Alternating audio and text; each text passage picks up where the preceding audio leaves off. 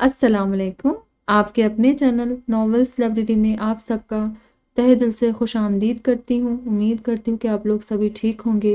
الحمدللہ میں بھی ٹھیک ہوں، اور ہماری ناول کا نام ہے آ گھر چلے میرے، اور یہ فروری 2025 کی ناول ہے، اور اس کی رائٹر ہے ہانی۔ بہت نائس سی کہانی ہے، زندگی کے اتار چڑھاؤ بہت اچھے سے بیان کیے گئے ہیں اس میں، حقیقت پر مبنی کہانی ہے، اور دو مسافروں کی ملاقات دکھائی گئی ہے، مطلب ہیرو اور ہیروئن دونوں کی ٹرین میں ملاقات ہوتی ہے، اور وہ زندگی بھر کے لیے ہم سفر بن جاتے ہیں۔ کس طرح سے وہ ریڈ کرنا بہت انٹرسٹنگ ہے، بہت زبردست کہانی ہے، مطلب بہت ہٹ کے کہانی ہے۔ اس ٹائپ کی ہم لوگوں نے کہانی ریڈ ہی نہیں کی ہے۔ ہیرو کو بہت سمجھدار، بہت ذمہ دار اور بہت اچھا دکھایا گیا ہے کہانی میں، حوصلے والا، ہمت والا، اور بہت اچھی سوچ کا بتایا گیا ہے، اور وہیں ہیروئن کو ہیرو کے الٹ دکھایا گیا ہے۔ کہانی بہت پیاری سی ہے، اور میں چاہتی ہوں کہ آپ لوگ سبھی ریڈ کیجئے یا سنیے، آپ لوگ ضرور انجوائے کریں گے، آپ لوگوں کو کہانی پسند آئے گی۔ چلیے بڑھتے ہیں ہماری پیاری سی ناول کی جانب، لیکن اس سے پہلے اگر چینل کو سبسکرائب نہیں کیا ہے تو چینل کو سبسکرائب ضرور کر لیجئے گا، ویڈیو کو لائک کیجئے گا، اور اچھے سا کمنٹ دیجئے گا ناول کے بارے میں۔ اور ہاں، کل کی ناول کس کس نے سنا ہے آپ بھی بتائیے گا۔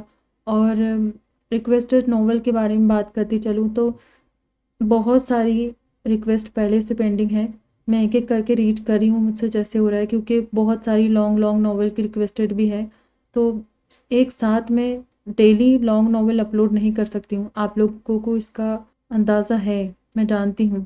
آپ لوگ ایسا مت سوچئے کہ میں آپ کی ریکویسٹ اگنور کر رہی ہوں یا کوئی رد عمل نہیں دے رہی ہوں، میسج کرتی ہوں میں، آپ لوگ دیکھا کریں پلیز۔ اور میں سبھی کو، سب کے زیادہ تر کوشش کرتی ہوں کہ میسیجز کا رپلائی کر سکوں، کیونکہ آپ لوگ سبھی میرے لیے بہت اہم ہو، اور جن کی ریکویسٹ میں پوری نہیں کر سکتی ان کو میسج بھی کر دیتی ہوں کہ میں نہیں کر پاؤں گی۔ زیادہ تر میں رائٹر سے پرمیشن لے کر ہی چینل پر ناول اپلوڈ کرتی ہوں، اور جن کو میسج کر دیا ہے میں نے تو آپ لوگ کوئی اچھی سی ناول، دوسری ناول کی ریکویسٹ کر سکتے ہیں۔ اور ہاں، جن لوگوں کی شارٹ ریکویسٹ رہتی ہے میں پہلے وہ ریکویسٹ پوری کرتی ہوں، اور لانگ والوں کو تھوڑا انتظار کرنا پڑتا ہے۔ چلیے بہت ساری باتیں کر لی آج ہم لوگوں نے، بڑھتے ہیں ناول کی جانب۔ پچھلے 6 منٹ سے وہ اس کیبن میں اکیلی ہی بیٹھی تھی، اور بکنگ کروانے سے پہلے اس نے جان بوجھ کر آن لائن ایسے کیبن کی بکنگ کروائی تھی جو بالکل خالی تھا، ایک اس کے علاوہ تمام سیٹیں خالی تھی۔ صبح اس نے دوبارہ بھی چیک کیا تھا، اس کے ساتھ کوئی ساتھی نہیں تھا، اسی لیے وہ دروازہ بند کیے بڑے سکون سے شال اوڑھے پاؤں اوپر کیے بیٹھی تھی کہ اس کے کیبن میں اس کا سفر تنہا ہی ہونا تھا۔ سیٹی بجنے کی آواز آئی اور اس نے گہرا سانس لیا، ساتھ ہی ایک مسکراہٹ ہونٹوں پر ابھری کہ وہ اکیلے لاہور سے راولپنڈی کا سفر طے کرے گی۔ اسی وقت ڈبے کا دروازہ کسی نے پوری قوت سے کھولا۔ سامیہ کی مسکراہٹ بھگ سے اڑی جب ایک نوجوان اپنے ہاتھ پہ بیگ لیے ایک چھوٹی سی بچی کو کندھے سے لگائے اندر داخل ہوا۔ سامیہ نے ناگواری سے منہ پھیر لیا، حقیقت میں اس کا منہ سوٹ کا غبارہ ہی بن گیا تھا اس نوجوان کو دیکھ کے، کیونکہ اب وہ کیبن میں اکیلی مسافر نہیں تھی، کوئی اور بھی اس کے ساتھ تھا، لیکن اسے صبر کرنا تھا۔ میلا بوا ہوتی تو اسے لتاڑتی کہ یہ کون سا تمہاری پرسنل ٹرین ہے کہ جہاں تمہارے سوا کوئی چڑھ نہ سکے۔ میلا بوا کی ڈانٹ کا سوچ کر اس نے گہری آہ بھری اور شال اوڑھے باہر کھڑکی سے دیکھنے لگی۔ لاہور میں نومبر کے مہینے میں اتنی ٹھنڈک نہیں ہوتی تھی، عموماً ایک شال سے بھی اس کا گزارا ہو جاتا تھا، لیکن میلا بوا نے اس کے سامان میں سویٹر رکھ دیا تھا، یہ کہہ کر کہ اسے راولپنڈی میں اس کی ضرورت لازمی ہوگی۔ انہوں نے تو کافی کچھ سامان میں رکھ دیا تھا، اسی لیے اسے باقاعدہ کلی لینا پڑا تھا جو اس کا سامان ٹرین تک پہنچا سکے۔ اب آگے بھی اسے ٹیکسی تک یہی کرنا تھا۔ نوارد نے بچی کو سیٹ پر بٹھایا اور اپنا بیگ اوپر برتھ پہ رکھ دیا۔ ٹرین اب ہولے ہولے اپنی جگہ سے کھسکنا شروع ہو گئی تھی، مناظر پیچھے کی طرف کھسکنے لگے تھے۔ سامیہ نے دونوں سیٹوں کے درمیان موجود میز پہ اپنا بڑا سا تھرماس رکھا تھا، سردیوں میں چائے پانی کی طرح پینے کی عادی تھی۔ لڑکا بچی کے برابر بیٹھا، اس کا سر اپنی گود میں رکھ لیا۔ بچی نیند میں ہی کسمسائی اپنے سر سے نوچ کر ٹوپی اتارتی۔ سامیہ کا دل دھک سے رہ گیا، وہ بالکل گنجی تھی اور اس کا سر آلو بخارے جیسا سرخ اور نرم دکھائی دیتا تھا۔ ایسی حالت میں وہ کافی بھیانک لگ رہی تھی۔ سامیہ نے جلدی سے نظریں موڑ لی، ایسے مناظر دیکھ کر اس کا دل بڑا برا ہوتا تھا۔ لڑکے نے ٹوپی پھر سے اس کے سر پہ پہنانا چاہی، لیکن بچی نیند میں ہی چلائی، مجھے نہیں پہننی ابا، लड़का कुछ खिसिया गया और उसके गंजे सर पे प्यार करके टोपी एक तरफ रख दी और एक हल्का सा मलमल का रुमाल उसके सर पर रख कुछ इस तरह उड़ा दिया कि उसका गंजपन छुप गया। शायद वो खुद भी जानता था कि वो इस हालत में बुरी लगती है। उन दोनों के रिश्ते पे गौर करने लगी। बच्ची ने लड़के को आबा बुलाया था, यानी कि वो उसका बाप था। हालांकि वो उसका बाप लगता नहीं था। उसकी उम्र तो यही कोई 25-26 साल ही होगी। क्या पता छोटी उम्र में शादी हो गई हो। ट्रेन से बाहर देखते सोचा, अब उसे लोगों के रिश्तों पे गौर करने में बड़ी दिलचस्पी थी। छोटी उम्र में शादियां नहीं करना चाहिए मेला बुआ, वरना मेरी तरह औलाद रुल जाती है, उसने एक बार रोते हुए मेला बुआ से कहा। और अब सामने गोद में सर रखकर लेटी हुई बच्ची उसे कुछ कुछ अपने जैसी रुली हुई औलाद लग रही थी। अगर वो बाप के साथ थी तो यकीनन बिन माँ की बच्ची थी। न जाने उसकी माँ कहाँ होगी भी या नहीं। क्या वो भी उसकी तरह अपनी माँ के पास जा रही होगी। जिंदगी कहानियों से कैसे भरी हुई है। एक कहानी लेकर वो घर से निकली थी और एक कहानी के किरदार उसे कैबिन में मिले थे। दोनों की कहानियां उसे मिलती जुलती सी लगी थी। अभी सफ़र शुरू ही हुआ था कि उसे भूख लगने लग गई। अपने सफरी बैग के अलावा एक हैंडबैग भी था जो वो शाम के खाने पीने से भरा हुआ था। मेला बुआ ने उसके लिए सैंडविचेस, बिरयानी, मैक्रोनी और ब्रोस्ट बनाकर साथ भेजा था। उनके बकौल ट्रेन के सफ़र में इंसान का खुद ब खुद खाने पीने का दिल बहुत चाहता है और उसका तो वैसे भी खाने पीने में ही दिल बसता था, तो उसे कुछ ज़्यादा ही सामान देकर भेजा गया था। उसने अपने पास रखे हैंडबैग में से एक डब्बा निकाला जिसमें सैंडविचेस थे। वो सैंडविचेस खाने लगी तो नज़र बेख्तियार सामने वाले लड़के पे पड़ी जो अब गोद में बच्ची का सर रखे हाथ में कोई किताब लिए पड़ा था। वैसे तो तहजीब के खिलाफ था कि अपने साथी मुसाफिर को नज़रअंदाज करके अकेले अकेले खा लिया जाए, लेकिन ये सामिया के उसूलों के खिलाफ था कि एक अजनबी जो तकरीबन 20-25 मिनट पहले उसका हमसफ़र बना उसे ख्वामख्वाह साथ खाने पीने की ऑफ़र कर दी जाए। लेकिन फिर भी उसके दिल में जो उस बच्ची की वजह से एक सॉफ्ट कॉर्नर बना था, उसकी वजह से उसने डिब्बा आगे बढ़ाया और अपने उसूल भूल कर तहजीब के उसूल को अपनाया। प्लीज़ आप ले। लड़के ने चौंक कर पहले उसे फिर अपनी तरफ बढ़े हुए डिब्बे को देखा। थैंक यू, आप खाए।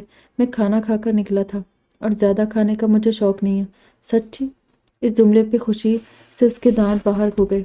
लड़के ने नासमझी से उसे देखा कि इसमें क्या ऐसी खुशी की बात थी, तो वो कुछ सिमटे। खाकर तो मैं भी निकली थी, लेकिन यहाँ बैठे बैठे फिर से भूख लग गई। मुस्कुराने लगी। जब इंसान बोर होता है तो ज़्यादा खाने लगता है, इसीलिए सफ़र में मैं हमेशा अपने साथ किताब रखता हूँ ताकि बोर ना हूँ। उसका मतलब है मैं हमेशा ही बोर होती हूँ क्योंकि मैं तो हमेशा खाती रहती हूँ। लड़के ने उसे दिलचस्पी से देखा। उसका खाया पिया उसकी जसामत से नज़र आता था। ज़रा लंबे कद के साथ भारी जिस्म की लड़की थी। हालांकि उम्र उसकी 22 साल ही थी और उसने अभी कुछ महीने पहले अपना मास्टर्स मुकम्मल किया था। लेकिन अगर यही बच्ची उसकी गोद में डाल दी जाती तो ये मानना कि वही उसकी माँ है ज़्यादा मुश्किल न लगता। अदब से दूर दूर तक लगाव नहीं है, माफ़ करिएगा। उसने किताब का टाइटल पढ़ने की नाकाम सी कोशिश किया, फिर नज़र मोड़ ली।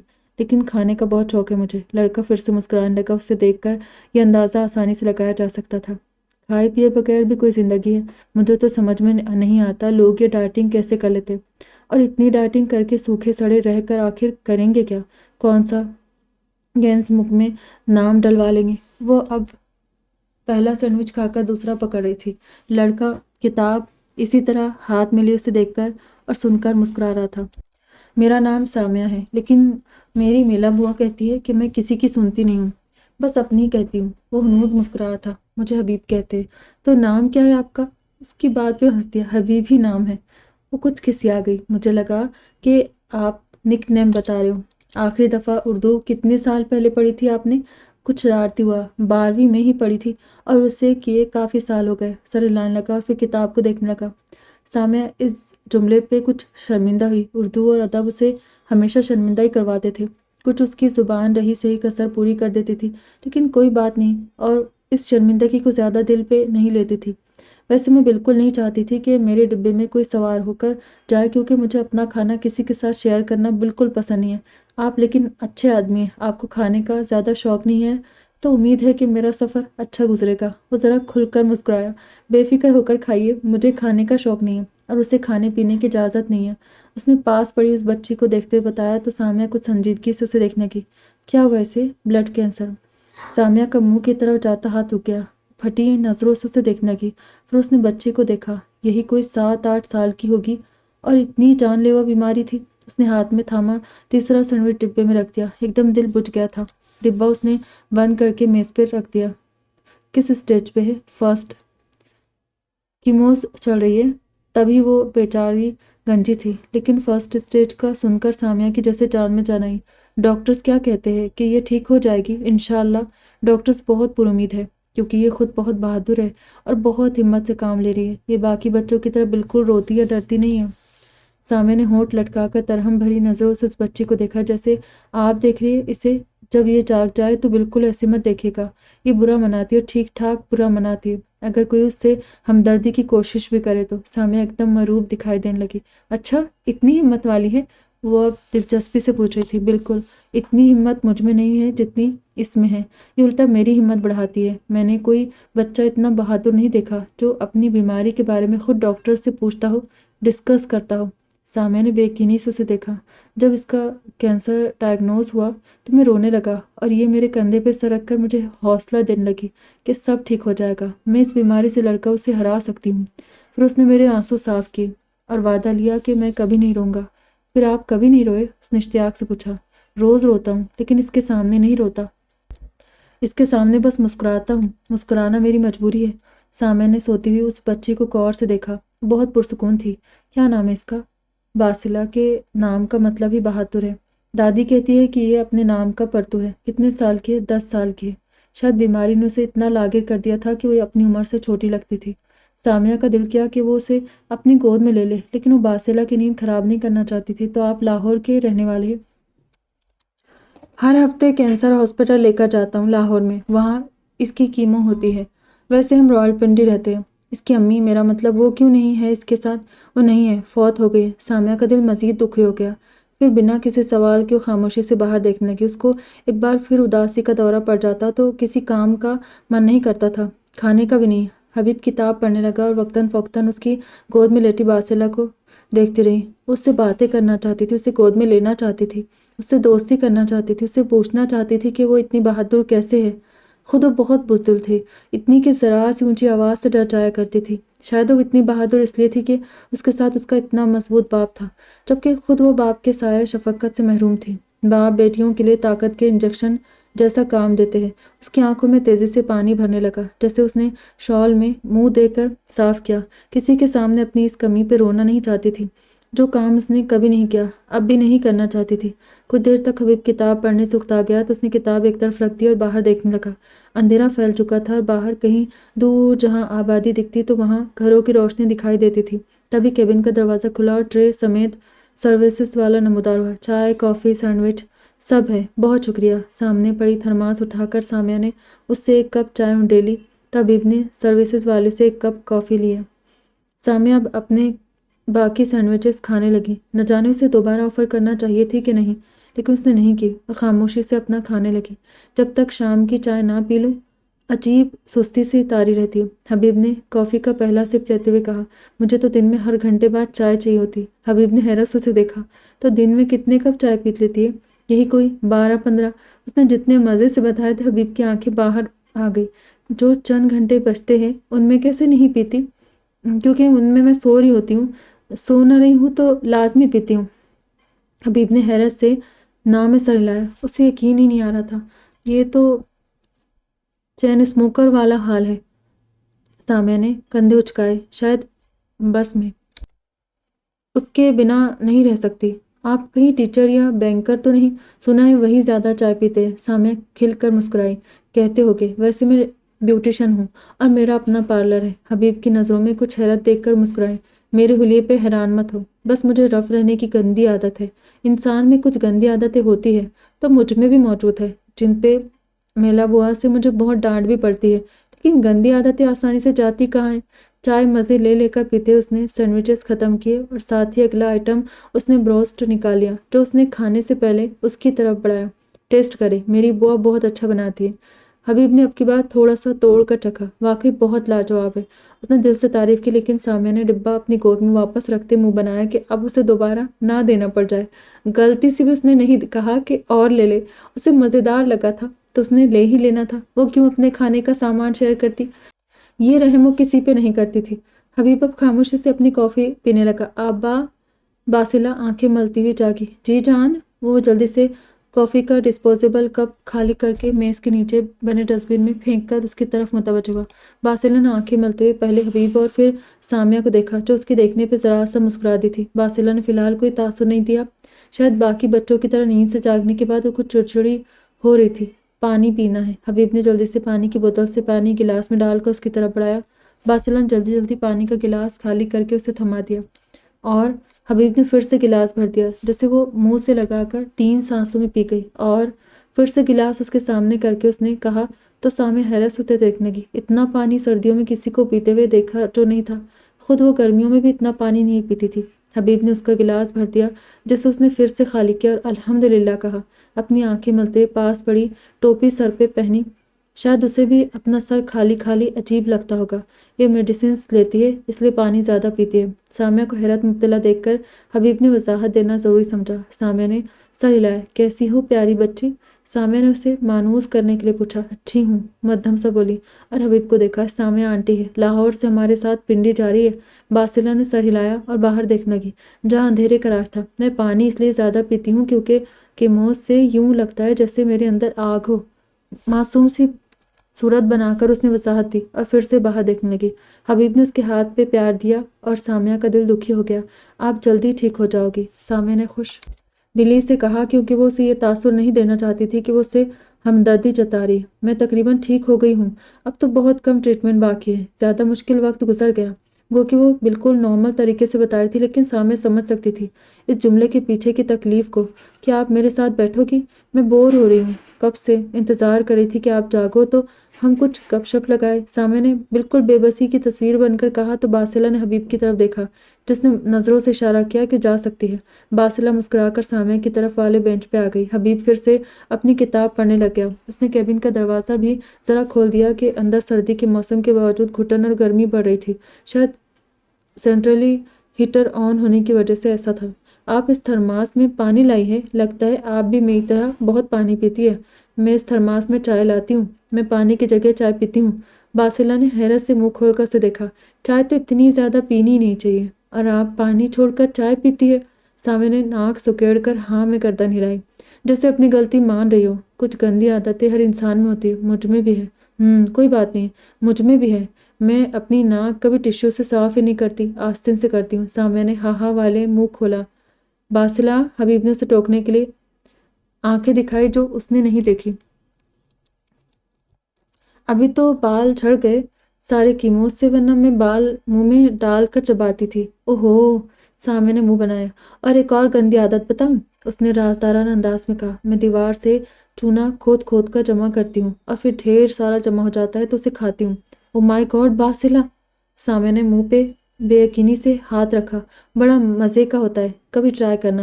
وہ شرارتی انداز مسکرائی۔ باسلہ، کیوں فضول باتیں کری؟ حبیب نے ذرا سختی سے کہا تو باسلہ نے منہ بنایا۔ کون سا آپ کی باتیں بتا رہی ہے؟ اپنی ہی بتا رہی، منہ بنا کر بولی۔ ویسے آبا کی بھی بری عادتیں مجھے پتہ ہے۔ اس نے اتنی رازداری سے کہا کہ حبیب پوری توجہ ہونے کے باوجود بھی نہیں سن سکا۔ وہ کیا ہے؟ سامیہ نے شرارت سے پوچھا۔ یہ نا بدبودار موزے پہنے رکھتے ہیں اور بالکل نہیں مانتے کہ ان کے موزوں سے بو آ رہی ہے۔ دونوں منہ پہ ہاتھ رکھ کر کھکی کرنے لگی۔ حبیب سن کر کچھ شرمندہ ہوا تو کتاب منہ پہ رکھ لی۔ اور یہ گیلا تولیہ ہمیشہ بیڈ پہ رکھتے ہیں تو دادی چلاتی کہ بستر بھی گیلا کر دیا، لیکن کبھی بھی تولیہ تار پہ نہیں ڈالتے۔ سامیہ مسکرانے لگی۔ باسلہ، بس کرو اب، بس لاسٹ بتانے دے جس سے میں چڑھتی ہوں۔ حبیب نے آنکھیں دکھائی۔ یہ کھانے میں بہت نخرے کرتے ہیں، دہی اور اس سے بنی کوئی چیز نہیں کھاتے، ٹماٹر نہیں کھاتے، سبزیوں میں آلو کے علاوہ کچھ بھی نہیں کھاتے۔ اوہو، اتنا چوزی! سامیہ نے حبیب کو دیکھا۔ اتنا بھی نہیں ہوں جتنا یہ کہہ رہی ہے، اچھا خاصا کھا لیتا ہوں، اس سے زیادہ ہے۔ باسلہ نے اسے چھیڑا۔ اچھا جی، اور خود جو کوئی سالن نہیں کھاتی جب تک اس میں چکن نہ ہو، وہ بھی پورا مقابلہ کرنے پہ آ گیا تھا۔ لگتا ہی نہیں ہے کہ آپ دونوں میں باپ بیٹی کا رشتہ ہے، اتنا فرینک ہے آپ دونوں۔ سامیہ نے بہت محبت سے ان کی نوک جھونک کو دیکھا۔ باسلہ اور حبیب نے ایک دوسرے کو دیکھا، پھر ایک قہقہا ان دونوں کے حلق سے بلند ہوا، پھر وہ دونوں ہنستے چلے گئے۔ سامیہ ناسمجھی سے انہیں دیکھتی رہی۔ ہم دونوں کوئی باپ بیٹی نہیں ہیں؟ آپ کو کس نے کہا؟ باسلہ نے ہنستے ہوئے پوچھا۔ تم ہی تو آبا بولتی ہو، مجھے لگا کہ تمہارے ابا ہیں، ان کا نک نیم ہے۔ یہ میرے بڑے بھائی ہیں، میں نے کبھی انہیں بھائی جان نہیں بولا، آبا ہی بولا ہے، ہمیشہ بچپن سے۔ سامیہ کو سمجھ میں آیا تو مسکرانے لگی۔ ہمارے ابو 3 سال پہلے فوت ہوئے ہیں اور امی میری پیدائش پہ ہی فوت ہو گئی۔ باسلہ نے اتنی بہادری سے سب بتایا کہ سامیہ نے اسے رشک سے دیکھا۔ وہ کیسے اتنی بہادر تھی؟ کم از کم وہ تو کبھی ایسی مشکلات کا ذکر اتنی آسانی سے کرنے کی ہمت ہی نہیں کر سکتی تھی۔ امی ابو کوئی نہیں ہے لیکن آبا ہے نا۔ باسلہ نے حبیب کو محبت پاش نظروں سے دیکھا تو مسکرانے لگا۔ Lucky you. سامیہ کی مسکراہٹ میں کچھ ایسا کھوکھلا پن تھا جو حبیب کی نظروں سے چھپا نہیں رہ سکا۔ وہ چونکا تھا لیکن اس نے سامیہ کو محسوس ہی نہیں ہونے دیا۔ آپ رویل پنڈی اپنے کسی رشتہ دار سے ملنے جا رہی ہیں؟ اس کے سوال پہ سامیہ کا رنگ بدلا تھا۔ جی، جواب دینے میں کچھ توقف کیا۔ کہاں رہتے ہیں؟ میرا مطلب ہے کہ پنڈی میں کس جگہ؟ سامیہ کچھ دیر خاموش رہی، پھر اس نے خود کو کہتے پایا، رویل پنڈی، صدر بازار۔ ارے وہ تو ہمارے گھر سے کچھ ہی دور ہے۔ اسے خوشگوار حیرت ہوئی۔ کتنے دن رہے گی آپ وہاں؟ ہمارے گھر بھی آئیے گا، دادی بہت خوش ہوگی۔ ہمارے گھر لوگ بہت کم آتے ہیں تو جب کوئی آتا ہے دادی بہت خوش ہوتی ہے، اسے بہت اچھے کھانا بنا کر کھلاتی۔ باسلہ کی بات پہ سامیہ نے اس کے چہرے کو نرمی سے تھپکا۔ ضرور آؤں گی۔ یہ بتاؤ کہ تمہارے گھر کے کام کیا دادی بیچاری اکیلے کرتی ہے؟ اس نے جلدی سے موضوع بدل ڈالا۔ دادی تو بس کھانا بنا دیتی ہے، صفائی اور گھر تو آپا سعدیہ نے سنبھالا ہوا ہے۔ اب یہ مت پوچھیے گا کہ آپا سعدیہ ہماری باجی، آپا ان کو سب ہمیشہ سے کہتے، وہ ہماری تائی ہے، ان کے کوئی بچے ہی نہیں ہیں اور تایا سعودیہ ہوتے ہیں تو وہ ہمارے ساتھ ہی رہتی ہے۔ تایا نے وہاں دوسری شادی کی ہوئی ہے، وہاں ان کے بچے بھی ہیں، اسی لیے وہ پاکستان بہت کم آتی ہے اور آپا سعدیہ ہمارے ساتھ رہتی ہے۔ سامیہ بغور سنتے سوچ رہی تھی کہ دنیا میں صرف وہی عجیب رشتے لے کر نہیں آئی، کوئی اس جیسا بھی ہے جو عجیب و غریب رشتوں کے درمیان گھرا جی رہا ہے۔ ہمارے لیے آپا سعدیہ امی جیسی ہی ہے۔ حبیب نے ٹکڑا جوڑا تو سامیہ سوچنے لگی کہ شاید اسی لیے اللہ نے انہیں اولاد نہیں دی کہ انہیں ان دونوں کے لیے ماں جو بننا تھا۔ آپ کے گھر میں کون کون ہوتا ہے؟ باسلہ کے سوال پہ اپنی سوچ سگری۔ میری بوا ہوتی ہے بس۔ بوا مطلب میری پھپھو، انہوں نے ہی مجھے پالا ہے۔ اور آپ کے امی ابو؟ باسلہ کی بات پہ وہ کتنی دیر اس کی شکل دیکھتی رہی کہ کیا کہے۔ وہ نہیں ہے۔ بڑی مشکل سے 3 لفظ اس سے ادا ہوئے۔ اندر کتنی تکلیف ہوئی تھی، وہ بیان ہی نہیں کر سکتی تھی۔ مطلب آپ بھی ہماری طرح یتیم ہیں؟ باسلہ کی بات پہ وہ چپ سی ہو گئی۔ ہاں میں یتیم و اسیر ہوں۔ اس نے رخ موڑ لیا۔ اب وہ باہر دیکھے تھی لیکن حبیب اس کے لہجے کا بوجھل پن اور آنکھوں کا نم گوشہ دیکھ چکا تھا۔ باسلہ، کیوں نہ تم ایک چکر بات کا لگاؤ؟ باہر نکلو یا ٹرین میں تھوڑا چلو پھرو، بیٹھ کر پھر تمہاری ٹانگیں اکڑ جاتی۔ باسلہ سر ہلاتے ہوئے آہستہ سے اٹھی اور کیبن کا دروازہ کھول کر باہر چلی گئی۔ حبیب نے سامیہ کو ایک نظر دیکھا جو اندھیرے میں نہ جانے باہر کیا تلاش کری تھی۔ شاید اندر کے اندھیروں سے گھبرا کر اس نے باہر دیکھنا شروع کیا تھا۔ جو یتیم ہوتے ان کی آنکھوں میں دکھ ہوتا ہے، شکوہ نہیں ہوتا، اس نے نرمی سے کہا تو سامیہ نے مڑ کر اسے دیکھا۔ اس سے کیا فرق پڑتا ہے کہ نگاہوں میں دکھ ہے یا شکوہ؟ ہم نے تو خسارے میں عمر گزار ہی تھی۔ والدین سے شکوہ ہر کسی کو ہوتا ہی ہے، لیکن اس کا یہ مطلب نہیں ہے کہ ہم ان کی کسی غلطی پہ خود کو یتیم بنا لیں۔ سامیہ نے تیزی سے رخ موڑا تو اس کی آنکھوں میں کچھ غصہ تھا۔ کسی غلطی؟ یہ کسی غلطی جیسی بات نہیں ہے۔ آپ کچھ نہیں جانتے، اس لیے پلیز کوئی کمنٹ نہ کرے تو اچھا ہے۔ اس نے شال اس طرح سے لپیٹی کہ اس کا پورا چہرہ تک چھپ گیا۔ وہ شال میں لپٹ کر رونا چاہتی تھی۔ حبیب کو کچھ ندامت ہوئی لیکن اس نے دوبارہ اسے مخاطب نہیں کیا۔ باسلہ ٹرین میں گھوم پھر کر لوٹی تو حبیب نے اسے خاموش رہنے کا اشارہ کیا، اپنی برتھ پہ بٹھا لیا۔ وہ آہستہ آواز میں باتیں کرتی رہی اور حبیب جواب دیتا رہا۔ سامیہ نے شال ہٹا کر نہیں دیکھا، اس کی آنکھیں برستی رہی اور نہ جانے کب وہ نیند میں چلی گئی۔ ایک دم کسی احساس سے آنکھ کھلی تو شال ہٹا کر دیکھا، ٹرین کسی چھوٹے اسٹیشن پہ رکی ہوئی تھی۔ کیبن کا دروازہ بند تھا اور وہ خالی تھا۔ سامیہ گھبرا گئی، بند کھڑکی سے باہر جھانکا تو اسے تو یہ تک نہیں معلوم تھا کہ رویل پنڈی کا اسٹیشن ہے یا کوئی اور۔ جلدی سے اپنا سامان دیکھا، وہ پورا تھا۔ حبیب اور باسلہ کا سامان دیکھا تو وہ بھی کونے میں ہی دکھائی دیا۔ اس نے تسلی سے سانس لیا، یقیناً وہ دونوں یہیں کہیں اترے ہوں گے۔ وہ بھی کچھ ٹانگیں سیدھی کرنے کے لیے کیبن کا دروازہ کھول کر باہر نکلی لیکن سامان کے ڈر سے باہر نہیں جا سکی۔ وہیں سامنے کھڑکی کے ساتھ کی 2 آمنے سامنے کی سیٹیں خالی تھیں۔ مسافر پچھلے اسٹیشن پہ اتر چکے تھے، اسی لیے وہ وہیں بیٹھ گئی۔ یہاں اندر کے کیبن کی نسبت موسم قدرے بہتر تھا، تبھی ٹرین نے سیٹی بجا دی۔ مسافر اندر داخل ہو رہے تھے لیکن ابھی تک حبیب اور باسلہ نہیں چڑھے تھے۔ ٹرین نے دوسری بار سیٹی بجائی تو سامیہ گھبرا گئی، جلدی سے اٹھ کر ٹرین کے دروازے تک گئی جو کھلا تھا اور پلیٹ فارم پہ جھانکا۔ وہاں دور دور تک اسے کہیں حبیب اور باسلہ دکھائی نہیں دیے۔ ٹرین نے آہستہ آہستہ کھسکنا شروع کیا تو اس کی جان نکل گئی۔ او گاڈ، ٹرین تو چل پڑی۔ وہ دونوں کدھر گئے؟ اس نے ٹرین کی دوسری طرف کے دروازے سے باہر جھانکا کہ شاید دوسری طرف موجود ہو لیکن کوئی شناسا چہرہ دکھائی نہیں دیا۔ اب کیا ہوگا؟ وہ جلدی سے اندر بڑھی۔ بات سنیں بھائی، میرے ساتھ 2 مسافر تھے، ایک لڑکا اور اس کے ساتھ ایک بچی تھی، دونوں واپس ہی نہیں آئے اور ٹرین چل پڑی۔ اس سے بات تک نہیں ہو پا رہی تھی۔ آ جائیں گے، انہیں ہارن سنائی دے ہی گیا ہوگا۔ اس شخص نے بیزاری سے کہا، بہتر ہے کہ آپ ٹی ٹی کو بتائیں، وہی کچھ کر سکتا ہے۔ سامعہ نے اسے وہیں چھوڑا اور آگے کی طرف بھاگی۔ اگلے ڈبے کا دروازہ کھولنے کے لیے اس نے دروازہ کھولا اور اس کو پار کر کے اگلے ڈبے کا دروازہ کھولا۔ اس میں بھی ٹی ٹی نہیں تھا۔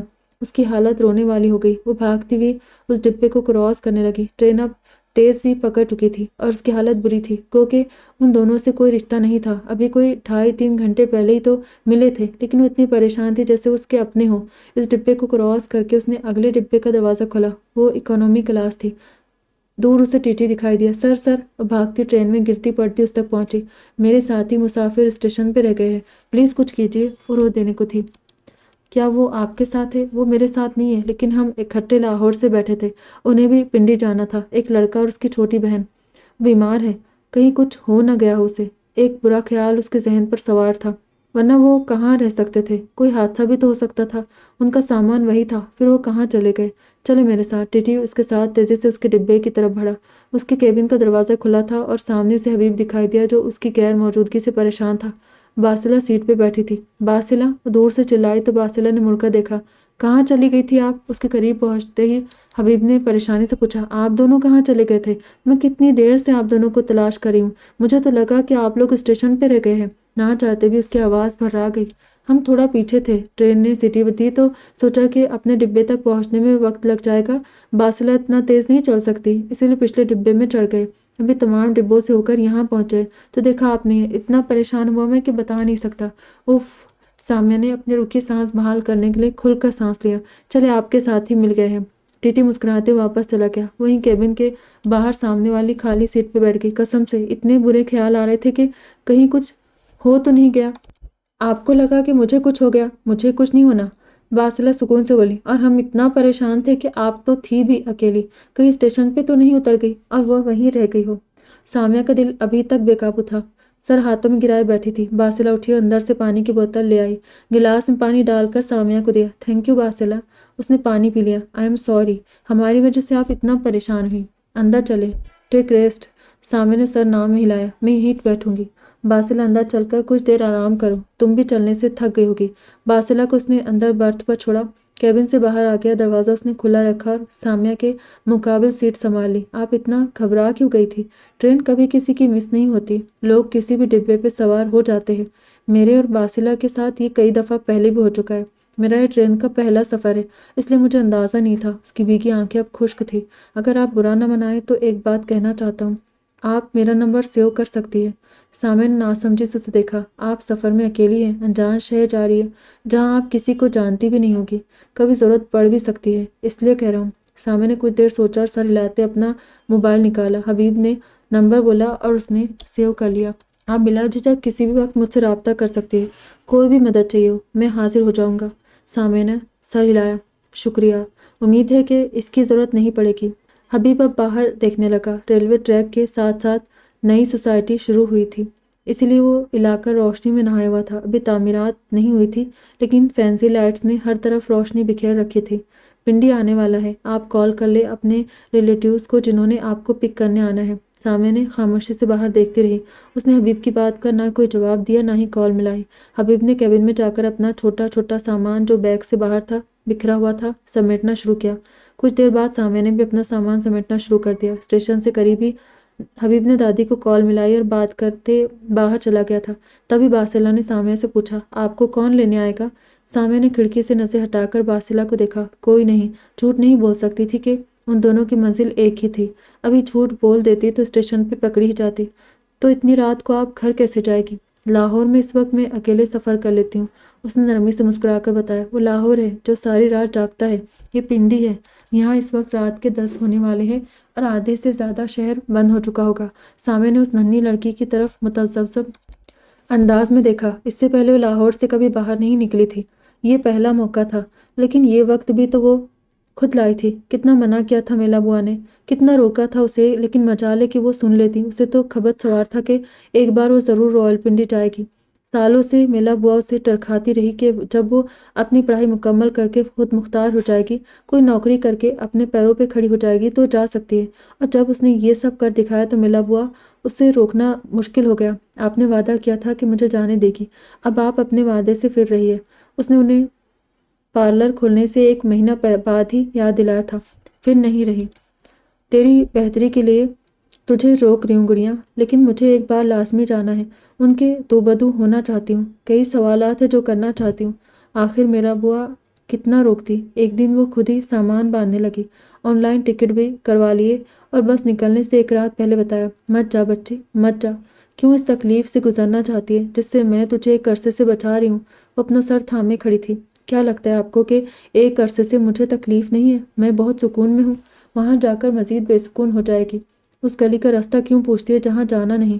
مجھے جانا ہے، بلکہ میں کل جا رہی ہوں۔ میلا بوا نے ہتھیار ڈال دیے اور دعاؤں کے سائے میں اسے رخصت کیا، لیکن اب اسے منزل پہ پہنچنے سے پہلے عجیب طرح کی گھبراہٹ ہونے لگی تھی۔ چکالہ کا اسٹیشن آیا تو متعدد مسافر دروازے میں جا کر کھڑے ہو گئے۔ حبیب اور باسلہ بھی تیار تھے اور سامیہ کا دل ڈوب رہا تھا۔ رویل پنڈی اسٹیشن آیا تو وہ بھی ان دونوں کے پیچھے پیچھے باہر نکلنے لگی۔ آپ کا سامان میں اٹھا لیتا ہوں۔ خود اس کے پاس ایک چھوٹا بیگ ہی تھا، لیکن وہ 3 مختلف سائز کے بیگ اٹھاتی گھسیٹتی ہوئی دروازے تک آئی۔ نہیں، میں کر لوں گی، کلی ہوگا، وہ اٹھا لے گا، مجھے کلی ہی سمجھے اور دے دے۔ آپ باسلہ کو پکڑے۔ اتنے میں ایک کلی اس کے قریب آیا اور پوچھا کہ اسے سامان اٹھوانا ہے۔ اس نے سر ہلایا تو حبیب بھی آگے ہو کر بہتاؤ کرنے لگا۔ کلی سامان اٹھا کر ان سے آگے تھا اور وہ پیچھے پیچھے۔ آپ کو لینے کون آ رہا ہے؟ باہر ٹیکسی اسٹینڈ تک پہنچ کر سامان کلی نے اتارا، اپنی رقم لی اور چلا گیا۔ کوئی بھی نہیں، اس نے صاف گوئی سے کام لیا۔ میں چلی جاؤں گی۔ وہ ایک ٹیکسی کی طرف بڑھی۔ آپ اس شہر میں پہلی بار آئی ہیں، اکیلی ہے اور رات کا وقت ہے، اکیلے جانا ٹھیک نہیں ہے۔ آپ ہمارے ساتھ چلیں، ہم آپ کو چھوڑ کر اپنے گھر چلے جائیں گے۔ وہ کچھ متذبذب سے انہیں دیکھنے لگی۔ یہ سچ تھا کہ ٹیکسی اسٹینڈ کے علاوہ وہاں عوام دکھائی نہیں دے رہی تھی، پنڈی والے جلدی سو جاتے تھے۔ گھبراہٹ تو پہلے بھی طاری تھی، ماحول نے مزید طاری کر دی۔ ان کے ساتھ جانے کے لیے تیار ہو گئی۔ کتنی گلیوں میں گھوم گھوم کر حبیب کے بار بار روک کر پتہ پوچھنے پہ بالآخر ٹیکسی مطلوبہ پتے پہ پہنچ گئی۔ یہ اندرون صدر کا علاقہ تھا جہاں خود حبیب بھی کبھی نہیں آیا تھا۔ گھر بہت پرانے طرز کی حویلی نما تھا۔ آپ پلیز ہم سے ملنے ضرور آئیے گا۔ باسلہ اس کے اترنے سے پہلے اس کے گلے لگ گئی۔ سامیہ نے اسے پیار کیا۔ میں ضرور آؤں گی باسلہ۔ حبیب اس کا سامان اتار کر دروازے تک رکھ آیا۔ سامیہ کا دل بری طرح دھڑکنے لگا۔ نہ جانے اسے دیکھ کر کیا رد عمل دیا جانا تھا، اور وہ کیا کہے گی کہ وہ کون ہے، کوئی اسے پہچانے گا بھی یا نہیں۔ وہ تو یہ تک نہیں جانتی تھی۔ آپ چلے، میں ہی ویٹ کرتا ہوں جب تک اندر سے کوئی آ نہیں جاتا۔ حبیب ٹیکسی کے دروازے سے ٹیک لگا کر کھڑا ہو گیا۔ سامیہ کی ٹانگیں کانپ رہی تھی۔ اس نے ڈرتے ڈرتے بیل بجائی۔ اس وقت کسی کے گھر بغیر بتائے جانا، وہ بھی ایسے گھر میں جہاں وہ کبھی نہیں آئی تھی، عجیب ہی تھا۔ کچھ دیر بعد گیٹ کھلا، اندر سے کوئی نوجوان نمودار ہوا۔ مجھے شہزادی فاطمہ سے ملنا ہے۔ لڑکے نے اسے سرتاپیر دیکھا۔ آپ کون؟ سامیہ کا جیسے سانس رک گیا۔ انہیں بتائے سامیہ آئی ہے۔ لڑکے نے باہر جھانک کر دیکھا۔ یہ بھی آپ کے ساتھ ہے؟ سامیہ نے سر نہیں ہلایا، بس چھوڑنے آئے تھے۔ لڑکے نے سر ہلایا اور اس کا بیگ اندر لے جانے لگا۔ وہ ہمت کر کے گیٹ سے اندر ہوئی تو حبیب نے بھی ٹیکسی والے کو چلنے کا بول دیا۔ جوں جوں ٹیکسی آگے بڑھی تھی، گیٹ پہ کھڑی سامیہ کا دل ڈوب رہا تھا، لیکن اسے اندر جانا ہی پڑا۔ لڑکے نے سامان ایک طرف رکھ دیا۔ شہزادی ماں آپ سے ملنے کوئی آیا ہے۔ اس لڑکے کے منہ سے ماں کا لفظ سامیہ کو تیر کی طرح چبھا۔ دل کیا اس کا منہ نوچ دے، جو کیسے آرام سے ماں کہہ رہا تھا۔ کون آیا ہے؟ کوئی ادھیڑ عمر کے بڑے میاں شلوار قمیض پہ لوئی اوڑھے ایک کمرے سے جھانکنے لگے۔ شہزادی ماں کی مہمان ہے۔ تبھی ادھیڑ عمر شخص کے پیچھے سے ایک خاتون سرتا پیر چادر میں چھپی جمائی روکتے باہر آئی۔ کون؟ کس سے ملنا ہے؟ شہزادی فاطمہ سے۔ ان خاتون نے سر ہلایا۔ میں ہوں۔ شہزادی آپ کون ہیں؟ میں نے پہچانا نہیں۔ سامیہ کا سانس رک گیا۔ وہ پلکیں جھپکے بغیر انہیں دیکھنے لگی۔ اسے پہچان تک نہیں سکی تھی، اور وہ ان سے ملنے کے لیے کتنے سالوں سے منتظر تھی۔ میں سامیہ۔ اس نے توڑ توڑ کر آدھا ادھورا جملہ کہا تو سامنے کھڑی ان خاتون کو جیسے سکتہ ہو گیا۔ یقیناً اسے یہاں دیکھنے کی امید نہیں رکھتی تھی۔ پھر جیسے انہیں ہوش آیا اور وہ آگے بڑھی، اسے گلے لگایا تو اس کی آنکھیں چھلک گئی۔ پہلی بار انہوں نے اسے یوں گلے سے لگایا۔ کیسی ہو بیٹا؟ یوں اچانک چلی آئی؟ بتا دیتی آنے سے پہلے تو تمہیں لینے ہی آ جاتے۔ ان کا لہجہ اتنا اپنائیت بھرا تھا جیسے وہ ایک طویل عرصے سے ان سے مل رہی ہو، حالانکہ یہ ان دونوں کی 22 سال بعد پہلی ملاقات تھی۔ سامیہ کے لیے غیر آرام دہ تھا۔ ماں یہ کون ہے؟ بیگ اٹھا کر اندر لانے والا لڑکا حیرت سے سامنے کھڑی لڑکی کو دیکھ رہا تھا۔ یہ میری بھانجی ہے، لاہور سے آئی ہے۔ کچھ سنبھل کر انہوں نے کہا تو سامیہ دنگ سی ان کی شکل دیکھنے لگی۔ تم اندر چلو نا، اتنی دور سے آئی ہو، تھک گئی ہوگی۔ اسے ڈرائنگ روم میں لے گئی جہاں ایک طرف بستر لگا ہوا تھا۔ دروازہ بند کرتے ان کے چہرے کے تاثرات کچھ سخت ہو گئے۔ یہاں کیوں آئی ہو تم سامیہ؟ سامیہ بت بنی ان کی شکل دیکھنے لگی۔ کچھ دیر پہلے کی نرمی مٹھاس سب ایک دم غائب ہو گئی۔ میں آپ سے ملنا چاہتی تھی، اتنے سالوں سے آپ کو دیکھا نہیں، ملی نہیں۔ بڑی مشکل سے اس نے اپنے اندر اٹھتے آنسو کے ریلے پہ قابو پایا۔ جب ملنا ہی تھا تو پھپھو سے کہتی، میں خود وہاں جاتی۔ انہوں نے تمہیں یہاں کیوں آنے دیا؟ اب مجھے خبر دیے بغیر تمہیں یہاں بھیج دیا۔ اس کے آنے سے ناخوش تھی، یہ ان کے چہرے پہ لکھا تھا، اور اس تحریر کو پڑھ کر سامیہ کا دل کیا کہ وہ کہیں ڈوب مرے۔ مجھے لگا تھا کہ مجھے اچانک یہاں دیکھ کر آپ خوش ہوگی۔ اس کی آواز تھوڑی سی بھرا گئی۔ تمہیں دیکھ کر خوش ہوں، اور سب کو یہ فخر سے بتاؤں کہ یہ میری بیٹی ہے، میرے پہلے شوہر کی نشانی، اور بدلے میں اپنے دوسرے شوہر کو ناراض کر دوں، اپنے بچوں کو خفا کر دوں۔ اتنا پاگل سمجھ رکھا ہے کہ تم نے مجھے۔ وہ کچھ نہیں جانتے میرے بارے میں۔ جانتے ہیں، لیکن یہ بھی جانتے ہیں کہ میرے ماضی سے کوئی تعلق نہیں ہے۔ میں سب دفن کر کے آئی ہوں، تو اب کیا یہ گڑے مردے ان کے سامنے لا کھڑے کروں کہ میری بیٹی 22 سال بعد مجھ سے ملنے آئی ہے؟ میں بیٹی ہوں امی آپ کی۔ امی کہتے ہوئے آنسو اس کے گالوں پہ بہہ نکلے۔ کتنا پیارا لفظ تھا، لیکن اس کے لیے کتنا اجنبی۔ تمہارے علاوہ 2 بیٹیاں اور ایک بیٹا اور ہے میرا سامیہ۔ ایک بیٹی کے لیے اپنی باقی اولاد کی زندگی جہنم نہیں بنا سکتی۔ ان کی زندگی کے لیے بہت قربانیاں دی ہیں میں نے، اور تم بھی انہی قربانیوں میں سے ایک ہو۔ سامیہ سے کچھ نہیں کہا گیا، بس خاموشی سے رونے لگ گئی۔ اپنی غلطی کا احساس ہونے لگا۔ میلا بوا ٹھیک روک رہی تھی اسے۔ اس نے سچ میں وہاں آ کر غلطی کر دی تھی، بہت بڑی غلطی۔ یہ تکلیف جو اسے یہاں آ کر ہوئی تھی، اس تکلیف سے کہیں زیادہ تھی جو ساری زندگی ہوتی رہی تھی۔ کھانا کھاؤ گی؟ لوٹ مار انداز میں پوچھا۔ بھوک نہیں ہے مجھے۔ پہلی بار اس نے کھانے کے لیے منع کیا تھا۔ میلا بوا ہوتی تو کہتی کہ یہ جھوٹ بول رہی ہے، یہ کبھی ہو ہی نہیں سکتا کہ اسے بھوک نہ ہو، لیکن اس کی ماں نے یقین کر لیا کہ اسے بھوک نہیں ہے، اسی لیے جانے کے لیے مڑ گئی۔ جاتے جاتے پھر پلٹی، یہاں کسی کو بتانے کی ضرورت نہیں ہے کہ تم میری بیٹی ہو۔ وہی کہنا جو میں نے کہا کہ بھانجی، اور ہاں، آج کی رات یہاں ٹھہر سکتی ہو، لیکن کل واپسی کی تیاری کر لینا۔ مراد کو کہو گی جا کر اڈے پہ گاڑی میں سوار کرائے گا۔ مزید یہاں تم رکو گی تو میری پرسکون زندگی مصیبت ہی لاؤ گی، جو کہ میں نہیں چاہتی۔ میں نے 22 سال کی محنت سے یہ گھر بنایا ہے، اور میں کسی کو اس کی اجازت نہیں دے سکتی کہ وہ ایک پل میں اسے تباہ کر دے، پھر چاہے وہ میری اپنی بیٹی ہی کیوں نہ ہو۔ سامیہ کا دل کٹ گیا۔ کچھ دن تو رہنے دے، اتنی دور سے اتنے سالوں بعد آپ سے ملنے آئی ہوں امی۔ اس نے ماں کا ہاتھ پکڑ کر منت بھرے انداز میں کہا۔ کچھ دن ان کے ساتھ گزارنا چاہتی تھی، ماں کے لمس کو محسوس کرنا چاہتی تھی جس کے بنا سارا بچپن گزارا تھا۔ ایک دن بھی مزید نہیں۔ تم یہاں رکو گی تو ہم دونوں میں سے کسی سے بھی کوئی جذباتی حماقت ہو سکتی ہے، کسی کو ہمارے تعلق کا پتہ چلے۔ میں بالکل نہیں چاہوں گی۔ میرا شوہر ایک شریف انسان ہے جس کے مجھ پہ بہت احسان ہے۔ اس نے یہ جان کر بھی کہ میں شادی شدہ تھی، ایک بچی تھی میری، مجھ سے شادی کی، گھر دیا، مان دیا، محبت دی، عزت دی۔ یہ اس کی شرافت ہی تو تھی۔ میں اسے کسی صورت دکھ نہیں دینا چاہتی، اس کا بھروسہ نہیں توڑنا چاہتی۔ بہتر ہوگا کہ کل ہی تم واپس وہاں چلی جاؤ جہاں سے آئی ہو۔ اس کا ہاتھ نرمی سے چھٹک کر وہ واپس پلٹ گئی تو بستر پہ بیٹھ کے وہ چہکو پہکو رونے لگ گئی۔ کیا سوچ کر آئی تھی کہ امی اتنے سالوں بعد اپنی بیٹی کو دیکھ کر اسے خود سے لگا لے گی، پیار کر کر کے نہیں تھکے گی، اسے اپنے پاس ہی رکھ لے شاید، کہ بہت رہ لیا میرے بن، اب میرے ساتھ رہو۔ لیکن ہوا کیا؟ کیا کوئی ماں اپنی بیٹی کو اتنے برسوں بعد دیکھ کر ایسی بے رخی بھی اختیار کر سکتی ہے؟ تکیے پہ سر رکھے وہ اپنی گھٹی گھٹی چیخوں کا گلا دباتی رہی۔ مجھے یہاں آنا ہی نہیں چاہیے تھا۔ نہ جانے میں نے کیوں فرض کر لیا تھا کہ امی ابو سے الگ ہوگی۔ ساری رات بنا کھائے پیے روتے ہوئے کٹی۔ اس نے تو اپنا سامان تک نہیں کھولا، اسی لباس میں ہی سو گئی جو سفر میں پہنا تھا۔ صبح اس کی آنکھ 7 بجے کے قریب کھل گئی۔ نومبر کے مہینے میں اس وقت بس ہلکی سی روشنی پھیلی تھی، سب سو رہے تھے کہ اتوار تھا، اور وہ سب کے جاگنے سے پہلے یہاں سے نکل جانا چاہتی تھی۔ سامان گھسیٹ گھسیٹ کر وہ گیٹ تک لائی۔ شکر ہے گیٹ پہ لاک تھا جو کھل سکتا تھا، تالا ہوتا تو وہ کیسے کھولتی۔ آخری بیگ جب لا کر اس نے گیٹ پہ رکھا تو پیچھے سے آواز آئی، اتنی صبح جا رہی ہوں؟ اس نے مڑ کر دیکھا تو ماں کھڑی تھی۔ جب جانا ہی ہے تو صبح جاؤں یا شام کو، کیا فرق پڑتا ہے؟ رات روتے رہنے کی وجہ سے آنکھیں سوجی ہوئی تھی۔ مجھے افسوس ہے کہ میں تمہیں ویسے ویلکم نہیں کر سکی جیسے کرنا چاہیے تھا۔ 22 سال تک میں نے اپنے ماضی کو بھول کر اپنے موجودہ رشتوں کے لیے بہت تگودو کی ہے۔ میں اب واپس ماضی میں نہیں لوٹنا چاہتی، اور تم میرا ماضی ہو۔ رات کی نسبت ان کا لہجہ نرم تھا، لیکن الفاظ تو وہی تھے جو دل چیر رہے تھے۔ اسے بیٹی نہیں کہہ رہی تھی، ماضی کہہ رہی تھی۔ آپ نے اور ابو نے تو نہ میرا ماضی چھوڑا، نہ کوئی حال اور نہ ہی مستقبل۔ اسے لگا تھا کہ وہ اتنا رو چکی ہے کہ آنکھیں خشک ہو چکی ہے، لیکن وہ تو پھر سے بہنے لگ گئی تھی۔ میں شرمندہ ہوں، لیکن تمہارا باپ تو یقیناً وہ بھی نہیں ہوگا، ہوتا تو مڑ کر خبر تو لیتا۔ چلتی ہوں۔ کچھ دیر اور رک گئی تو کہیں جانا مشکل نہ ہو جائے، اور میں آپ کے لیے مشکل نہیں کھڑی کرنا چاہتی۔ گیٹ کی کنڈی کھولی تو انہوں نے اس کے کندھے پر ہاتھ رکھا۔ سامع نے مڑ کر دیکھا تو انہوں نے بازو کھول دیے۔ نہ جانے اسے غلط فہمی ہوئی تھی کہ امی کی آنکھوں میں نمی ہے۔ ان سے ملنے کے لیے ان کے گلے لگ گئی۔ اس کی آنکھیں تواتر سے بہ رہی تھی۔ ماں خاموش تھی۔ وہ الگ ہوئی اور اپنے بیگ اٹھا کر گیٹ سے ایک بارگی نکل گئی۔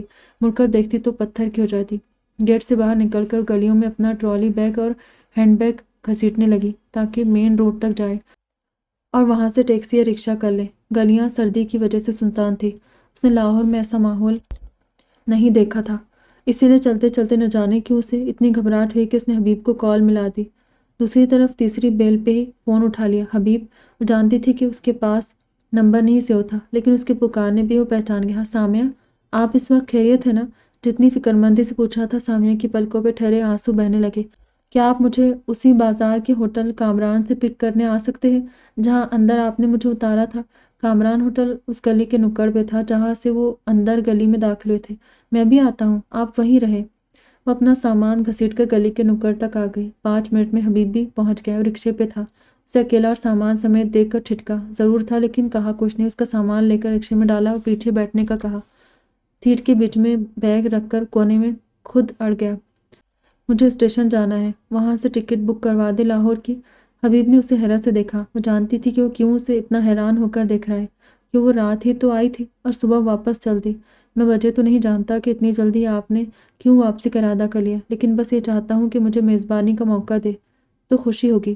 سامع کچھ دیر خاموش رہی۔ کل بھی تو جانا ہی ہے، تو ابھی چلی جاؤں، زیادہ بہتر ہوگا۔ باسلہ سے کیا وعدہ آپ کو یاد ہوگا۔ کچھ دیر خاموش رہنے کے بعد اس نے کہا تھا، رکشے والے کو بتا دے جہاں جانا ہے۔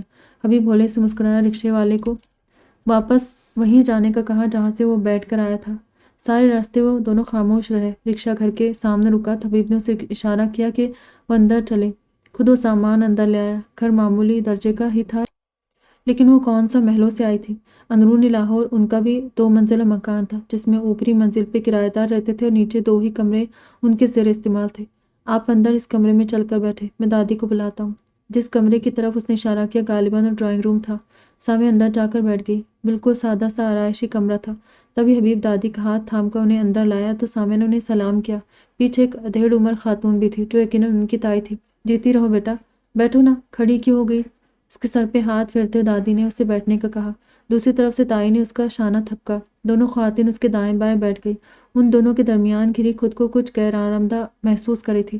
نہ جانے وہ دونوں اس کے بارے میں کیا سوچ رہی ہوگی کہ کون ہے اور صبح صبح اٹپکی ہے، وہ بھی اکیلے اور اتنے سامان کے ساتھ۔ جب سے گھر آئے ہیں یہ دونوں تو باسلہ نے تمہاری باتیں کر کر کے سر کھا لیا ہے، ابھی سو رہی ہے، جاگے گی تو تمہیں دیکھ کر بہت خوش ہوگی۔ دادی نے شفقت سے اس کا ہاتھ تھپکا اور پھر سعدیہ سے مخاطب ہوئی۔ سعدیہ، جا کر ناشتے کا انتظام کرو بیٹی کے لیے۔ سعدیہ آپا جھٹ سے اٹھ کر اندر چلی گئی۔ میں واپس جا رہی تھی، لیکن حبیب مجھے یہاں لے آئے، اس نے وضاحت دی۔ خواہ مخواہ شرمندگی محسوس ہو رہی تھی کہ وہ یوں ہی ان کے سر پہ سوار ہونے آ گئی۔ اچھا کیا نا کہ آ گئی، اتنی جلدی کیا پڑی ہے واپسی کی؟ ہمارے شہر میں آئی ہو تو کچھ دن تو رہو بیٹی۔ مانا کہ لاہور جیسے زندہ دل نہیں ہے، لیکن اب ایسے بھی خالی دل نہیں ہے کہ مہمان نوازی نہ کر سکے۔ نہیں، ایسی بات نہیں دادی، مجھے بس اچھا نہیں لگ رہا آپ لوگوں کو یوں تکلیف دینا۔ وہ مزید نادم ہوئی۔ دادی کہہ کر تکلیف والی بات بھی خوب کہی۔ ہمیں کیا تکلیف ہونی بیٹی؟ ہمارے گھر صدیوں نہ کوئی آتا ہے نہ جاتا ہے، مہمانوں کی صورت جو رحمت ہوتی ہے وہ کم ہی نازل ہوتی ہے۔ اب تم آئی ہو تو بڑی خوشی ہو رہی ہے، تکلیف والی تو بات ہے ہی نہیں۔ سامع خاموش ہو گئی۔ بڑی رونق ہوتی تھی اس گھر میں جب حبیب کے ماں باپ زندہ تھے۔ بڑا بیٹا اکبر بھی تب یہی ہوتا تھا، خوب ہلا گلا رہتا تھا۔ پھر جیسے بدنصیبی نے اس گھر کو تاڑ لیا۔ پہلے حبیب کی ماں باسلہ کی پیدائش پہ فوت ہو گئی، پھر اکبر باہر چلا گیا اور اس نے وہیں شادی بھی کر لی، پھر باسلہ کو کینسر نے جکڑ لیا اور حبیب کا باپ بھی کار حادثے میں چلا گیا۔ ایسے چٹپٹ سونا ہوا میرا گھر کہ یقین ہی نہیں آتا۔ اب تو ہم دونوں بوڑھی عورتیں انہی دونوں بچوں کی آس پہ جیتی ہیں۔ باسلہ کو صحت یاب کرے مولا، وہ اس گھر کی رونق ہے، اس کے بغیر تو بالکل اس گھر میں الو بولتے ہیں۔ سامع اداسی سے دادی کی باتیں سن رہی تھی۔ اسے دادی میں بالکل میلا بوا کی شباہت دکھائی دی، جو اسی طرح کسی کو بھی اپنا سمجھ کر اپنے دکھ کہہ سن لیا کرتی تھی، اور اس بات سے وہ بہت چڑھتی تھی۔ تبھی حبیب اندر آیا۔ دادی، سعدیہ آپا آپ کو بلا رہی ہے۔ دادی اندر چلی گئی تو کمپنی دینے وہیں بیٹھ گیا۔ دادی اور سعدیہ آپا بالکل بھی ایسی خواتین نہیں ہیں کہ آپ کے آنے سے کچھ بھی سوچے، اس لیے کسی کو بھی کوئی ایسی وضاحت دینے کی آپ کو ضرورت نہیں ہے۔ ہم لوگ بہت خوش ہوتے ہیں اگر کوئی بھولا بھٹکا ہمارے گھر چلا آئے تو۔ شاید وہ باہر سے اس کی بات سن چکا تھا، اسی لیے کہہ رہا تھا۔ آپ سوچ رہے ہوں گے کہ ایسی کیا آفات آ گئی کہ میں آج ہی واپس جا رہی ہوں۔ سوچ تو میں سچ میں یہی رہا ہوں۔ وہ ہولے سے مسکرایا۔ سامیہ کو اس کے اس قدر صاف کو ہونا اچھا لگا۔ جن سے ملنے گئی تھی ان کے دل اور گھر میں جگہ کم تھی تو واپسی کا ارادہ کر لیا۔ چلے، ہمارے دل اور گھر میں بہت جگہ ہے، آپ بے فکر ہو کر رہ سکتے ہیں۔ اس کی بات پہ بس وہ اسے دیکھ کر رہ گئی، جو معذرت کر کے اٹھ کر باہر چلا گیا۔ کچھ دیر بعد وہ اندر آیا تو اس کے ہاتھ میں ایک بڑا تھال تھا۔ یہ جگہ دادی کے ہاتھ کا بنا پیٹھے کا حلوہ چائے کے ساتھ۔ جب تک کھانا آتا ہے آپ اس پہ اکتفا کریں، کیونکہ یقیناً آپ نے کافی دیر سے کچھ نہیں کھایا اور چائے کے بغیر آپ کا پورا گھنٹہ گزر چکا ہے۔ اس کی بات پہ بے ساختہ مسکرا اٹھی۔ چائے سے یاد آیا، اپنا تھرماس تو میں وہیں چھوڑ آئی۔ اسے ایک دم احساس ہوا کہ اس کے سامان میں کسی چیز کی کمی تھی تو وہ تھرماس تھا۔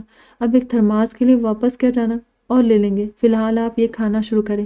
اسے خود سے پلیٹ میں ڈال کر دینے لگا۔ پہلا چمچہ چکھتے ہی سامیہ کے منہ سے نکلا، واہ، دادی تو میلا بوا سے بھی زبردست کھانا بناتی ہے۔ چائے کی چسکی بھری تو جیسے رات بھر جاگنے کی تھکن جاتی رہی۔